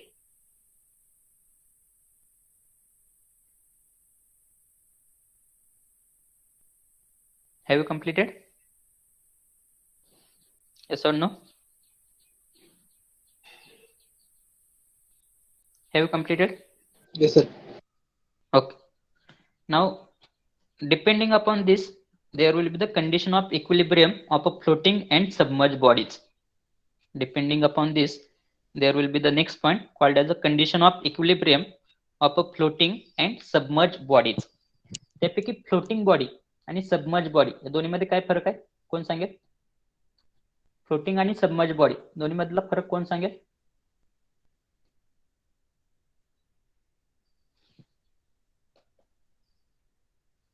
कोण सांगेल दोन्हीमधला फरक? जर हे free surface of liquid असेल आणि ह्याच्या खाली जर liquid असेल असं, आणि जी काय बॉडी आहे ती half portion of body is inside the fluid और इनसाइड दॅट लिक्विड, किंवा काहीतरी बॉडी ह्या दोन्ही ह्या लिक्विड मध्ये काहीतरी बॉडी आहे आणि बाकीची जी बॉडी आहे ती बाहेरच्या साईडला आहे, तर त्याला मी काय म्हणणार आहे? फ्लोटिंग बॉडी म्हणणार आहे. जी बॉडी तरंगते. त्याचं बेस्ट एक्झाम्पल काय असणार आहे? तुमचं जहाज असेल किंवा बोट असेल, शिप और boat, that will be the example of floating body. आणि सबमर्ज बॉडी म्हणजे काय? सबमर्ज बॉडी म्हणजे काय? जी बॉडी कम्प्लिटली त्या फ्लुइड मध्ये इमर्स झालेली, म्हणजे तुमचं तुम्ही जर पाणबुडी जर कन्सिडर केली, ही जर तुमची फ्री सरफेस असेल आणि ह्या खाली जर लिक्विड असेल, तर तुमची पाणबुडी जी असणार आहे ती कशी असणार आहे? Completely immerse in that water असणार आहे. किंवा दुसरं एक्झाम्पल एरोप्लेन. एरोप्लेनच्या सराउंडिंगला कम्प्लिटली काय आहे? एअर आहे, त्याशिवाय काय? फ्लुइड आहे. So that is the example of submerge body. So we have to see the condition of equilibrium for floating body and submerged body. So have you understood the difference between floating body and submerged body? Floating कशाला म्हणायचं आणि submerge कशाला म्हणायचं समजलं का? Floating म्हणजे जी body तरंगते. Simple example काय असणार आहे? तुमचं जहाज असणार आहे किंवा बोट असणार आहे, त्याला काय म्हणणार आहे तुम्ही? फ्लोटिंग बॉडी म्हणणार आहे. आणि इमर्स किंवा कम्प्लिटली इमर्स किंवा सबमर्ज बॉडी म्हणजे काय? जी बॉडी कम्प्लिटली त्याच फ्लुइड मध्ये, म्हणजे एकतर वॉटर असू द्या किंवा एअर असू द्या, सेम फ्लुइड मध्ये जर ती कम्प्लीट बॉडी इमर्स केलेली असेल तर त्याला मी काय म्हणणार आहे? सबमर्ज बॉडी म्हणणार आहे. So best example will be submarine. Submarine म्हणजे काय? तुमच्या ज्या काही पाणबुड्या असतात त्याला आपण काय म्हणतोय? सबमराईन म्हणतोय. किंवा एरोप्लेन, एरोप्लेनच्या सराउंडिंगला काय असणार आहे? कम्प्लीट एअर असणार आहे. किंवा बलून, तुमचा हवेमधला जो काय फुगा आहे त्याला पण आपण काय म्हणतोय? That is the example of submerge body. So here, whatever condition of equilibrium will be there. So there will be three condition of equilibrium. First one will be called as a stable equilibrium. Second one will be called as a unstable equilibrium. And third one will be called as a neutral equilibrium. आता ह्या condition of equilibrium study करायची काय गरज आहे? If you want to design any ship or any boat or any submarine, or if you want to design the aeroplane, then you should know the condition of equilibrium. That means whatever object you are going to design, so that object should be stable, or that object should be stably, or that should be stable equilibrium. That should not be the unstable. So for that purpose, you should know this condition of equilibrium. So whatever this condition of equilibrium will be there of floating body as well as submerged body, so those will depend upon the relative position. Those will depend upon the relative position between center of gravity and center of buoyancy and metacenter. So out of that, when we are going to say that that body is in stable equilibrium, so when that body, for that body, if I'm going to give the small angular displacement, for that body, if I'm going to give the small angular displacement or small angular disturbance, then after relieving that or after giving that small angular disturbance, if that body will come to its original position, if that body will come to its original position, then I'm going to say that that body is in stable equilibrium. म्हणजे जर तुम्ही एखाद्या जहाजाचं जर example consider करत असाल, suppose this is the water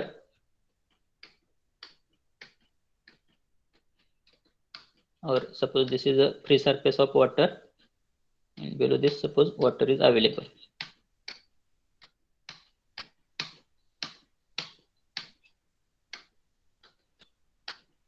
आणि ह्या water मध्ये समजा एक तुमचं जहाज आहे.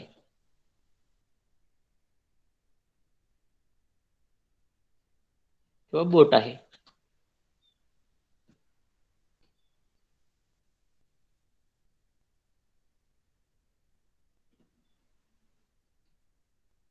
So this will be called as a floating body.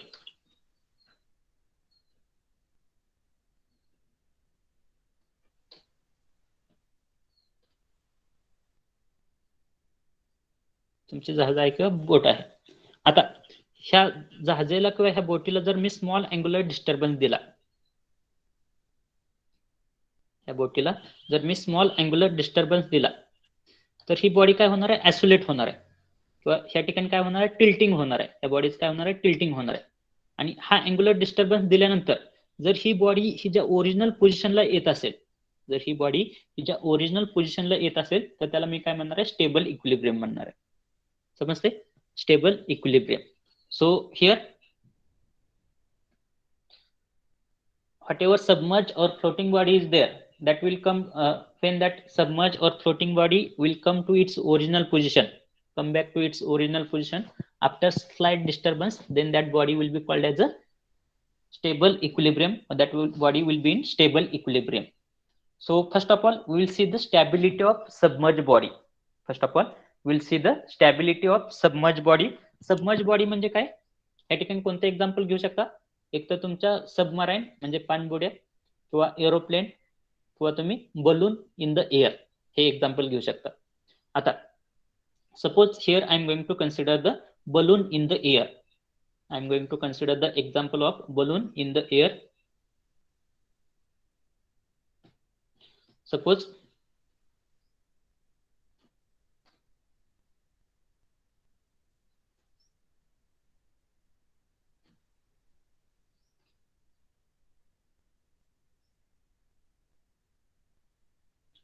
this is the balloon in the air. Now whatever submerged body will be there. आता सबमर्ज ह्या बलूनला का सबमर्ज म्हणतोय, कारण की ह्या बलूनच्या सराउंडिंगला काय कम्प्लिटली एअर आहे, म्हणजे सेम फ्लुइड मध्ये ही कम्प्लीट बॉडी काय झालेली, इमर्स झालेली. त्यामुळे त्याला मी काय म्हणणार आहे, सबमर्ज बॉडी म्हणणार आहे. आता ज्यावेळेस हा बलून एअर मध्ये असेल त्यावेळेस काय होणार आहे, ह्या बलूनच्या व्हॉल्यूममुळे, त्या बलूनच्या व्हॉल्यूममुळे काय होणार आहे, एवढ्या व्हॉल्यूमची एअर डिस्प्लेस होणार आहे, एवढ्या व्हॉल्यूमची एअर डिस्प्लेस होणार आहे. आणि एवढ्या व्हॉल्यूमची एअर डिस्प्लेस झाल्यामुळे ह्या बलून वरती काय होणार आहे, अपवर्ड डायरेक्शनचा बॉयन्सी फोर्स ऍक्ट होणार आहे. So whatever stability condition of submerge body will be there, that stability condition of submerge body is depend upon, is completely depend upon relative position between centre of gravity and centre of buoyancy. Whatever stability condition of submerged body will be there, that will be depend upon the relative position between center of gravity and center of buoyancy.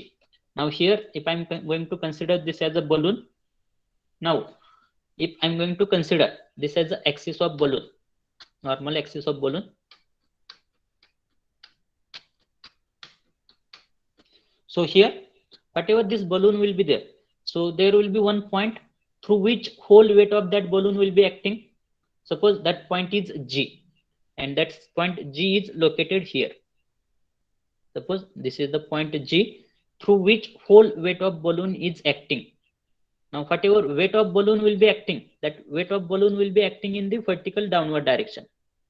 Weight of balloon will be acting in the vertical downward direction. Suppose that weight is nothing but equal to W. That weight is nothing but equal to W. Now for this balloon, whatever, as this balloon is occupying some volume of air, so or as this balloon is displacing some volume of air, that's why here on this balloon in vertical direction, whatever volume of air is displaced, so same weight of the sorry, हे ठिकाणी काय होणार आहे, ह्या balloon वरती काय होणार आहे, buoyancy force act होणार आहे इन वर्टिकली अपवर्ड डायरेक्शनला. आणि ते बॉयन्सी फोर्स जर मी FB कन्सिडर करत असेल, FB is nothing but the buoyancy force which is acting on this balloon. So here whatever force buoyancy force is acting, if suppose I am considering that buoyancy force is acting through the point B and that value is nothing but equal to FB. So FB एवढं काय होतंय, buoyancy force act होतंय म्हणतोय मी, आणि ते buoyancy force कोणत्या point मधून act होते, बी पॉइंट मधून ऍक्ट होते असं जर मी अज्युम केलं. आणि बी पॉइंटची जी काय पोझिशन आहे, if point B is above the point G, point B कसं आहे अबोव द पॉइंट जी आहे असं जर मी अज्युम केलं, तर आता ह्या बलूनला जर मी स्मॉल अँग्युलर डिस्टर्बन्स दिला, त्या बलूनला जर मी स्मॉल अँग्युलर डिस्टर्बन्स दिला, तर न्यू पोझिशन कशी होणार आहे ह्या बलूनची, what will be the new position of this balloon? So the new position of this balloon will be likewise.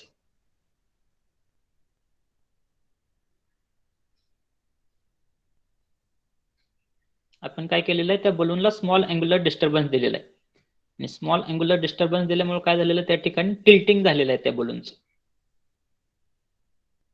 So this will be the new position of balloon, and whatever the normal axis will be there,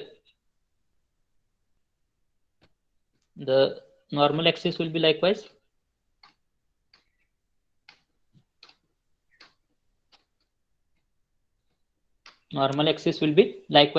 suppose whatever point G is there, point G will be same point here, point G will be remaining same.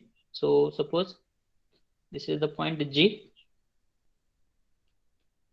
this is the point G, and through point G weight of balloon is acting in the vertically downward direction. W weight is acting in the vertically downward direction, and we are knowing that point B is above the point G. Point B is above the point G. So here this is the point B. This is the point B. So through point B here buoyancy force is acting, and that buoyancy force will act in the vertically upward direction. Through point B buoyancy force is acting, and through buoyancy force or through point B whatever buoyancy force is acting, that is acting in the vertically upward direction. Now whatever two forces are available here, पहिला force म्हणजे कोणता आहे, FB force आहे, आणि दुसरा force कोणता आहे, W force आहे. या दोन फोर्सेस मुळे काय होतं, या ठिकाणी अँटी क्लॉकवाइज डायरेक्शनचं कपल फॉर्म होते. Because of forces FB and W, here there will be the formation of anti-clockwise direction couple, and because of this anti-clockwise direction couple, here if I am assuming that FB is equal to W, if I am assuming that first condition as a W is equal to FB or FB is equal to W, and second condition is nothing but point B is above the point G. Point B is above the point G, then after giving small angular disturbance, here there will be the formation of couple in the anti-clockwise direction. After giving the small angular disturbance in clockwise direction, there will be the formation of anti-clockwise direction couple, and because of this anti-clockwise direction couple or formation of anti-clockwise direction couple, whatever this balloon will be there, that balloon will take its original position. There will be the formation of anti-clockwise direction couple, and because of this anti-clockwise direction couple, that balloon will take its original position. So this will be considered as a condition of stable equilibrium. this will be considered as a condition of stable equilibrium for the submerged body. Have you understood condition of stable equilibrium for the submerged body? Yes or no? Have you understood this? Condition of stable equilibrium काय असणार आहे? ज्यावेळेस W is equal to FB असेल, weight of balloon is nothing but equal to buoyancy force which is acting on the balloon असणार आहे, आणि point B is above the point G असणार आहे. Point B is above the point G असणार आहे. त्यावेळेस त्याला मी काय म्हणणार आहे? Stable equilibrium of that condition will be called as the stable equilibrium. Why stable equilibrium? Because after giving the small angular disturbance in clockwise direction, there will be the formation of couple because of force FB and force W in anti-clockwise direction, and because of this anti-clockwise direction couple, that balloon will take its original position. That's why that will be called as a stable equilibrium or condition of stable equilibrium. Stable equilibrium कशाला म्हणायचं समजलंय का? समजलं असेल तर yes लिहा chat box मध्ये. Have you understood? If you have understood, write Y in the chat box. What about remaining student?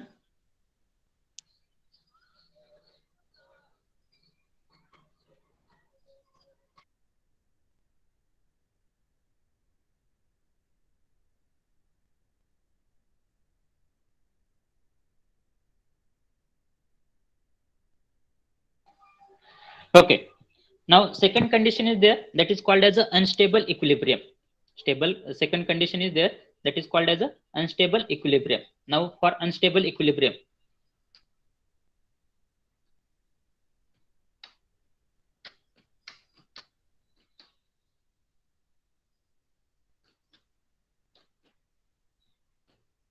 consider the same balloon.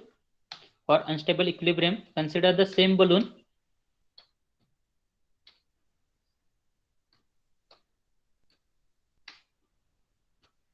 Wait for 1 minute.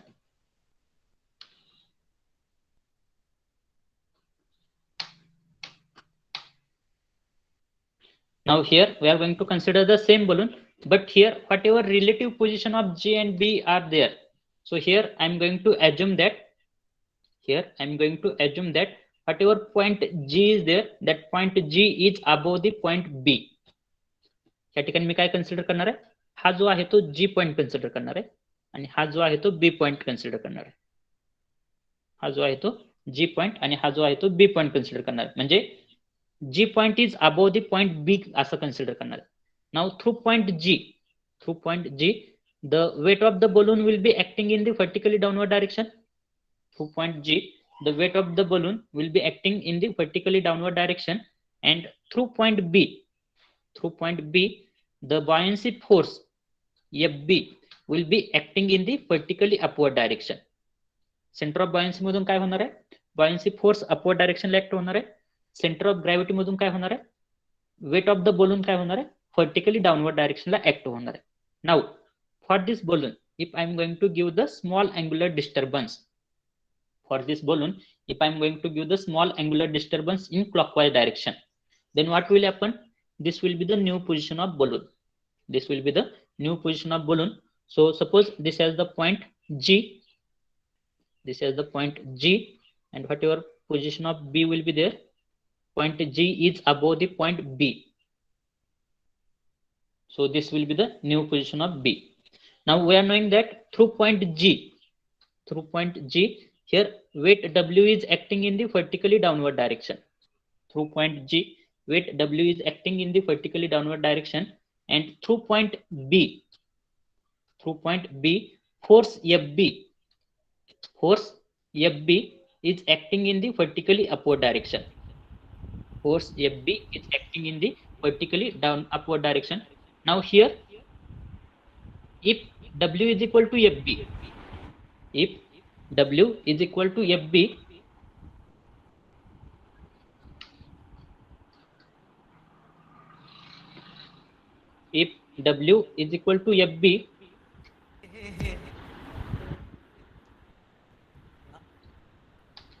and point G is above the point B, then what will happen here? what will happen here now? There will be the formation of couple. आणि ह्या ठिकाणी जे काय couple form होणार आहे ते कोणत्या डायरेक्शनचं couple form होते? डब्ल्यू आणि एफबी मुळे फॉर्म होणारं कपल जे असणार आहे ते कोणत्या डायरेक्शनला फॉर्म होते? इन दी सेम क्लॉकवाईज डायरेक्शनला फॉर्म होणार आहे. आपला अँग्युलर डिस्टर्बन्स कोणत्या डायरेक्शनला होता? क्लॉकवाईज डायरेक्शनला दिलं होतं. आणि अँग्युलर डिस्टर्बन्स दिल्यामुळं जे काय वेट डब्ल्यू आणि फोर्स एफ पी आहे त्यामुळं जे काय फॉर्म होणारं कपल आहे ते पण अजून कोणत्या डायरेक्शनला होते? सेम क्लॉकवाईज डायरेक्शनला होते.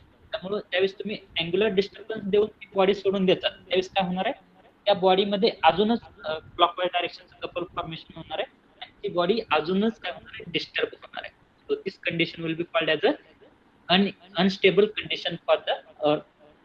unstable condition for the submerged body. So what is the unstable condition of the submerged body? When W is equal to FB, and point G is above the point B, then by giving the small angular disturbance in clockwise direction, there will be the formation of couple. In the same clockwise direction. And because of this formation of couple in the same clockwise direction, that body will again get disturbed. So that condition will be called as a unstable equilibrium for the submerged body. Have you understood unstable equilibrium for submerged body? Yes or no? If you have understood, write Y in the chat box so that I will get to know. If you haven't understood, write N. No.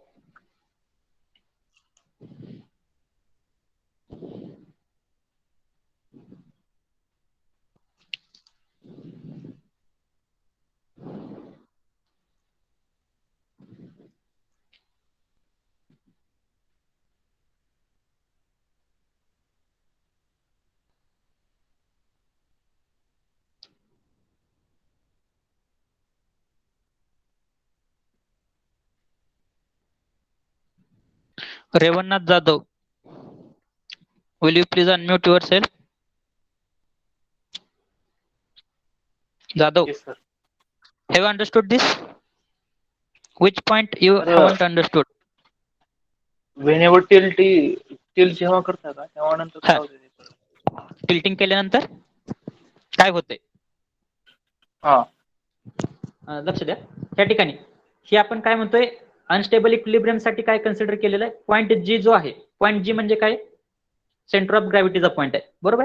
त्या बलूनचं centre of gravity म्हणजे त्या बलूनचं whole wait ज्या point मधून act होते त्याला मी काय म्हणतोय? Centre of gravity म्हणतोय.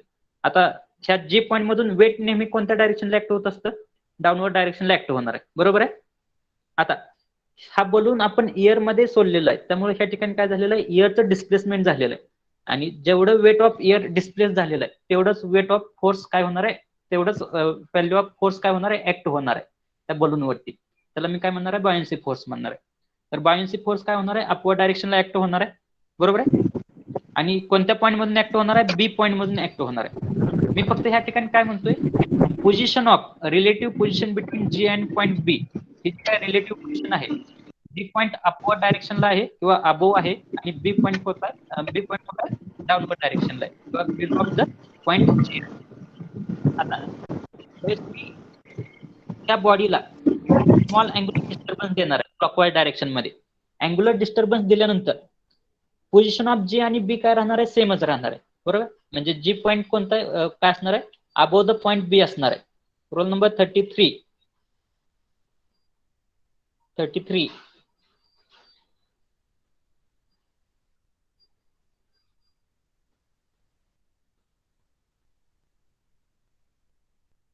त्या ठिकाणी काय होणार आहे? पॉईंट जी काय असणार आहे? अबोव असणार आहे आणि पॉईंट बी काय असणार आहे? बिलो असणार आहे. आता जी पॉईंट मधून ऍक्ट होणारं वेट जे असणार आहे ते डाऊनवर्ड डायरेक्शनला ऍक्ट होणार आहे. बी पॉईंट मधून ऍक्ट होणारा फोर्स जो असणार आहे तो अपवर्ड डायरेक्शनला ऍक्ट होणार आहे. तिथपर्यंत समजते का जाधव? Yes sir. आता आपण डिस्टर्बन्स जो दिलेला आहे तो कोणत्या डायरेक्शनला दिलेला आहे? क्लॉकवाईज डायरेक्शनला दिलेला आहे. आता हे दोन फोर्सेस जर बघितलं, एक फोर्स डब्ल्यू आणि दुसरा फोर्स एफ बी, या दोन फोर्सेस मुळे जो काही कपल फॉर्म होणार आहे दोन फोर्सेसमुळे जो काही कपल फॉर्म होणार आहे तो कोणत्या डायरेक्शनला कपल फॉर्म होणार आहे? क्लॉकवाईज डायरेक्शनचाच कपल फॉर्म होणार आहे. पाठीमागच्या एक्झाम्पल मध्ये तुमचा पॉईंट जी काय होता बिलो होता, खालच्या डायरेक्शनला होता, आणि पॉईंट बी काय होता अबोव होता. म्हणजे पॉईंट बी हिथं होता आणि पॉईंट जी हिथं होता, आणि जी मधून डाऊनवर्ड डायरेक्शनचा वेट ऍक्ट होत होता, बरोबर, आणि बी मधून अपवर्ड डायरेक्शनचा फोर्स ऍक्ट होत होता.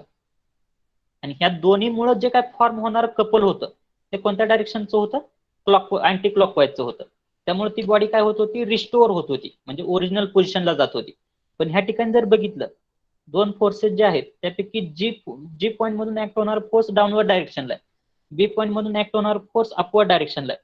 आणि ह्या दोन फोर्सेसमुळे ऍक्ट होणारं जे काय कपल असणार आहे ते ऍक्ट होणारं कपल कोणत्या डायरेक्शनचं असणार आहे?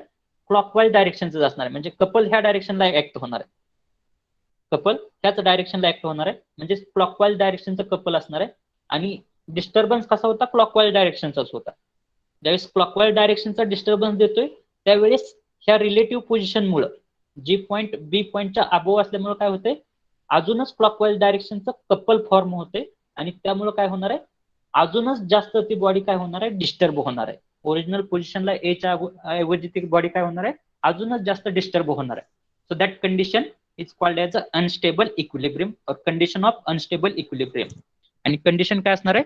when W is equal to FB and point G is above the point B, then that body will be called as a in unstable equilibrium condition. आता समजलं जाधव? Yes sir. बाकी दुसऱ्या कोणाला अजून काय प्रॉब्लेम आहे का? दुसऱ्या कोणाला अजून काही प्रॉब्लेम आहे का? So this is the second condition. No sir. Okay. Now, third condition is called as a neutral equilibrium. आता स्टेबल इक्विलिब्रियम कशाला म्हणतोय आपण? स्मॉल अँग्युलर डिस्टर्बन्स दिल्यानंतर जर ती बॉडी त्याच्या ओरिजिनल पोझिशनला येत असेल, तर त्याला काय म्हणतोय मी? स्टेबल इक्विलिब्रियम म्हणतोय. अनस्टेबल इक्विलिब्रियम ज्यावेळेस स्मॉल अँग्युलर डिस्टर्बन्स देईल त्यावेळेस जर ती बॉडी त्याच्या ओरिजिनल पोझिशनला येत नसेल, तर त्याला मी काय म्हणणार आहे? अनस्टेबल इक्विलिब्रियम म्हणणार आहे. आता तिसरं जे आहे त्याला काय म्हणतोय मी? न्यूट्रल इक्विलिब्रियम म्हणतोय. आता न्यूट्रल इक्विलिब्रियम साठी कंडिशन काय असणार आहे? समजा हा सेम बलून आहे,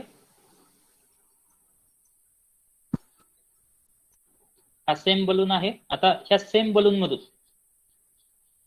बलूनला काय असणार आहे? दोन पॉईंट असणार आहे. एक म्हणजे सेंटर ऑफ ग्रॅव्हिटी पॉईंट आणि दुसरा म्हणजे सेंटर ऑफ बॉयन्सी पॉईंट असणार आहे, बरोबर. आता मी जर ह्या ठिकाणी अज्युम असं करत असेल, जो काय सेंटर ऑफ ग्रॅव्हिटी पॉईंट आहे आणि सेंटर ऑफ बॉयन्सी पॉईंट आहे दोन्ही पण काय आहेत? एकाच ठिकाणी आहेत. सेंटर ऑफ ग्रॅव्हिटी पॉईंट आणि centre of buoyancy point are intersecting or on the same point. आता हे सेंटर ऑफ बॉयन्सी पॉईंट मधून काय होणार आहे? सेंटर ऑफ ग्रॅव्हिटी पॉईंट मधून काय होणार आहे? डब्ल्यू फोर्स डाऊनवर्ड डायरेक्शनला ऍक्ट होणार आहे. आणि सेंटर ऑफ बॉयन्सी पॉईंट मधून काय होणार आहे? एफबी फोर्स अपवर्ड डायरेक्शनला ऍक्ट होणार आहे. तिसरी कंडिशन काय म्हणतोय? पहिल्या कंडिशन मध्ये काय होतं? Point B, FB is equal to W आणि point B is above point G, त्यावेळेस ती कोणती होती? स्टेबल इक्विलिब्रियम होती. दुसरी कंडिशन काय? when W is equal to FB and point G is above point B, त्यावेळेस त्याला मी काय म्हणतोय? अनस्टेबल इक्विलिब्रियम म्हणतोय. आता तिसरी कंडिशन काय? ज्यावेळेस पॉईंट G आणि पॉईंट B एकाच पोझिशनला आहेत किंवा पॉईंट G आणि पॉईंट B एकाच लोकेशनला आहेत, त्यावेळेस पॉईंट G मधून काय होणार आहे? वेट जे आहे ते डाऊनवर्ड डायरेक्शनला ऍक्ट होणार आहे. पॉईंट B मधून फोर्स जो आहे तो अपवर्ड डायरेक्शनला ऍक्ट होणार आहे. आणि ह्या ठिकाणी जर FB is equal to W असेल किंवा W is equal to FB असेल, FB is equal to W असेल आणि G पॉईंट आणि B पॉईंट एकाच पॉईंटला असतील, त्यावेळेस जर मी ह्या बॉडीला किंवा ह्या बलूनला ज्यावेळेस मी स्मॉल अँग्युलर डिस्टर्बन्स देईल, आता जर ह्या बलूनला मी स्मॉल अँग्युलर डिस्टर्बन्स दिलं क्लॉकवाईज डायरेक्शन मध्ये, तर त्यावेळेस नवीन पोझिशन कशी असणार आहे, ही नवीन पोझिशन असणार आहे. ही जी असणार आहे ती नवीन पोझिशन असणार आहे. आणि ह्या नवीन पोझिशन वरती तुमचा जो काय पॉईंट बी आणि पॉईंट जी असणार आहे तो कुठं असणार आहे, ह्या ठिकाणी असणार आहे. So suppose this is the point B and point G. आता जी पॉईंट मधून काय होणार आहे, जी पॉईंट मधून वेट जे आहे ते डाऊनवर्ड डायरेक्शनला ऍक्ट होणार आहे.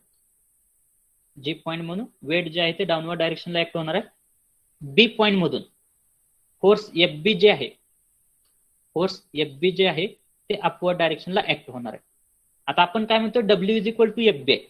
W is equal to F B आहे म्हणजे नेट फोर्स जो आहे त्या पॉइंटला ते काय असणार आहे, डब्ल्यू डाऊनवर्ड डायरेक्शनला ऍक्ट होते, एफ बी अपवर्ड डायरेक्शनला ऍक्ट होते आणि दोन्हीची व्हॅल्यू काय सेम आहे. म्हणजे नेट फोर्स काय असणार आहे, 0 असणार आहे. आणि ह्या ठिकाणी कपलची व्हॅल्यू जी आहे, त्या दोन फोर्सेसमुळे कपल जे फॉर्मेशन होत असतं, कपल कशामुळे फॉर्म होत असतं, ज्यावेळेस परपेंडिक्युलर डिस्टन्स असतं, ज्यावेळेस दोन फोर्स आणि परपेंडिक्युलर डिस्टन्स असतं त्यावेळेस कपल फॉर्म होत असतं. पण ह्या ठिकाणी परपेंडिक्युलर डिस्टन्स म्हणजे पॉईंट बी आणि पॉईंट जी या दोन्हीच्या मधलं डिस्टन्स जे आहे ते किती 0 आहे. म्हणजे ह्या ठिकाणी कपल फॉर्म होणार आहे का, या ठिकाणी कपलची व्हॅल्यू काय असणार आहे, 0 असणार आहे. आणि net force acting on the point B काय असणार आहे, 0 असणार आहे. त्यामुळे ही स्मॉल अँग्युलर डिस्टर्बन्स दिल्यानंतर, स्मॉल अँग्युलर डिस्टर्बन्स या बॉडीला दिल्यानंतर क्लॉकवाईज डायरेक्शनला, त्या बॉडीमध्ये कोणत्याही प्रकारचं कपल फॉर्म होत नाही. आणि कोणत्याही प्रकारचं कपल फॉर्म होत न झाल्यामुळे काय होते, ही बॉडी जी आहे, ही ओरिजिनल पोझिशन जी आहे ती काय करते, it will take its new position. ही बॉडी काय करते, त्याची नवीन पोझिशन घेते. आणि त्याची नवीन पोझिशन कोणती असणार आहे, ही असणार आहे. म्हणजे ही बॉडी त्याच्या ओरिजिनल पोझिशनला पण येत नाही, ही बॉडी त्याच्या ओरिजिनल पोझिशनला पण येत नाही किंवा अजून डिस्टर्ब होत नाही. ओरिजिनल पोझिशनला पण येत नाही आणि अजून कपल फॉर्म झाल्यामुळे अजून जास्त डिस्टर्ब होत नाही. तर काय होते, जे काय डिस्टर्ब केल्यानंतर जी काय नवीन पोझिशन असणार आहे त्याच पोझिशनला सेम राहते. तर त्या कंडिशनला मी काय म्हणणार आहे, न्यूट्रल इक्विलिब्रियम कंडिशन म्हणणार आहे. So what will be the neutral equilibrium condition? When F or when W is equal to FB and when point B and point G are at the same point, then after giving the small angular disturbance in the clockwise direction to that body will take its new position. That body will take its new position because there will not be formation of any couple inside the body. So that condition will be called as a neutral equilibrium condition. So have you understood all the three conditions? Stable equilibrium, unstable equilibrium and neutral equilibrium condition. Have you understood this? Yes or no? समजलं का तिन्ही condition? कुणाला काय अडचण असेल तर no म्हणा किंवा n लिहा. If you haven't understood all the three conditions, write n in the chat box so that I will come to know that who is having a problem. As all the students are writing Y, that's why I think all of you might have understood this concept. So I will show this on the PPT within 2 minutes. All the points I have explained. So only I will show. So whatever stability of submerged body will be there, stability of submerged body will be depend upon the relative position between gravity and buoyancy. म्हणजे centre of buoyancy आणि centre of gravity या दोनच्या relative position वरती, म्हणजे कोणता point above आहे कोणता point below आहे त्यावरती काय असणार आहे, त्या स्टॅबिलिटी कंडिशन डिपेंड असणार आहेत सबमर्ज बॉडीच्या. So related to submerge or floating body there will be 3 condition, equilibrium condition. First one will be called as a stable equilibrium, second one will be called as a unstable equilibrium and third one will be called as a neutral equilibrium. Out of that, first one is stable equilibrium. Stable equilibrium ची condition काय, when W is equal to FB, when W is equal to FB and point B is above the point G, buoyancy point gravity point च्या वरती असेल तर ही जी आहे ती तुमची original position, ही जी आहे ती तुमची ओरिजिनल पोझिशन आहे. आणि सेकंड जी आहे ती after giving the angular disturbance. तर ह्या ठिकाणी ज्यावेळेस तुम्ही क्लॉकवाईज डायरेक्शनचा अँग्युलर डिस्टर्बन्स देताय त्यावेळेस बी पॉईंट अबोव्ह असल्यामुळं, जी पॉईंटच्या अबोव्ह असल्यामुळे ह्या ठिकाणी जे काय कपल फॉर्म होणार आहे ते कपल कोणत्या डायरेक्शनला फॉर्म होते, अँटी क्लॉकवाईज डायरेक्शनला फॉर्म होते. त्यामुळे ही बॉडी जी आहे ती इट्स ओरिजिनल पोझिशनला येते. सो that will be called as a stable equilibrium. Second one is unstable equilibrium as W is equal to FB. W is equal to FB आणि point B is below the point G. या ठिकाणी point B is below the point G. ही अशी condition असल्यामुळं या ठिकाणी G point above आहे आणि B point खाली आहे. म्हणजे ही तुमची नॉर्मल कंडिशन. ही तुमची नॉर्मल कंडिशन. ह्या नॉर्मल कंडिशनला जर तुम्ही क्लॉकवाईज डायरेक्शनचं कपल किंवा क्लॉकवाईज डायरेक्शनचं डिस्टर्बन्स दिलं तर हा पॉइंट G वरती येणार आहे, पॉइंट B खाली येणार आहे आणि G मधून काय होणार आहे, वेट डाऊनवर्ड डायरेक्शनला ऍक्ट होणार आहे, B मधून फोर्स FB अपवर्ड डायरेक्शनला ऍक्ट होणार आहे. आणि ह्या ठिकाणचं जे काय कपल फॉर्मेशन होणार आहे ते कोणत्या डायरेक्शनचं असणार आहे, क्लॉकवाईज डायरेक्शनच असणार आहे. आणि त्यामुळं ही बॉडी ओरिजिनल पोझिशनला न येता अजूनच काय होते, डिस्टर्ब होते. So that will be called as a unstable equilibrium. Third one is neutral equilibrium. If W is equal to FB and point B and point G are at the same point, ज्यावेळेस point B आणि point G same पॉइंटला असतील त्यावेळेस angular disturbance दिल्यानंतर पण काय होते, त्या ठिकाणी कोणतेही कपल फॉर्मेशन होत नाही. त्यामुळे बॉडी काय करते, that body will take the its new position. So that will be called as a neutral equilibrium condition.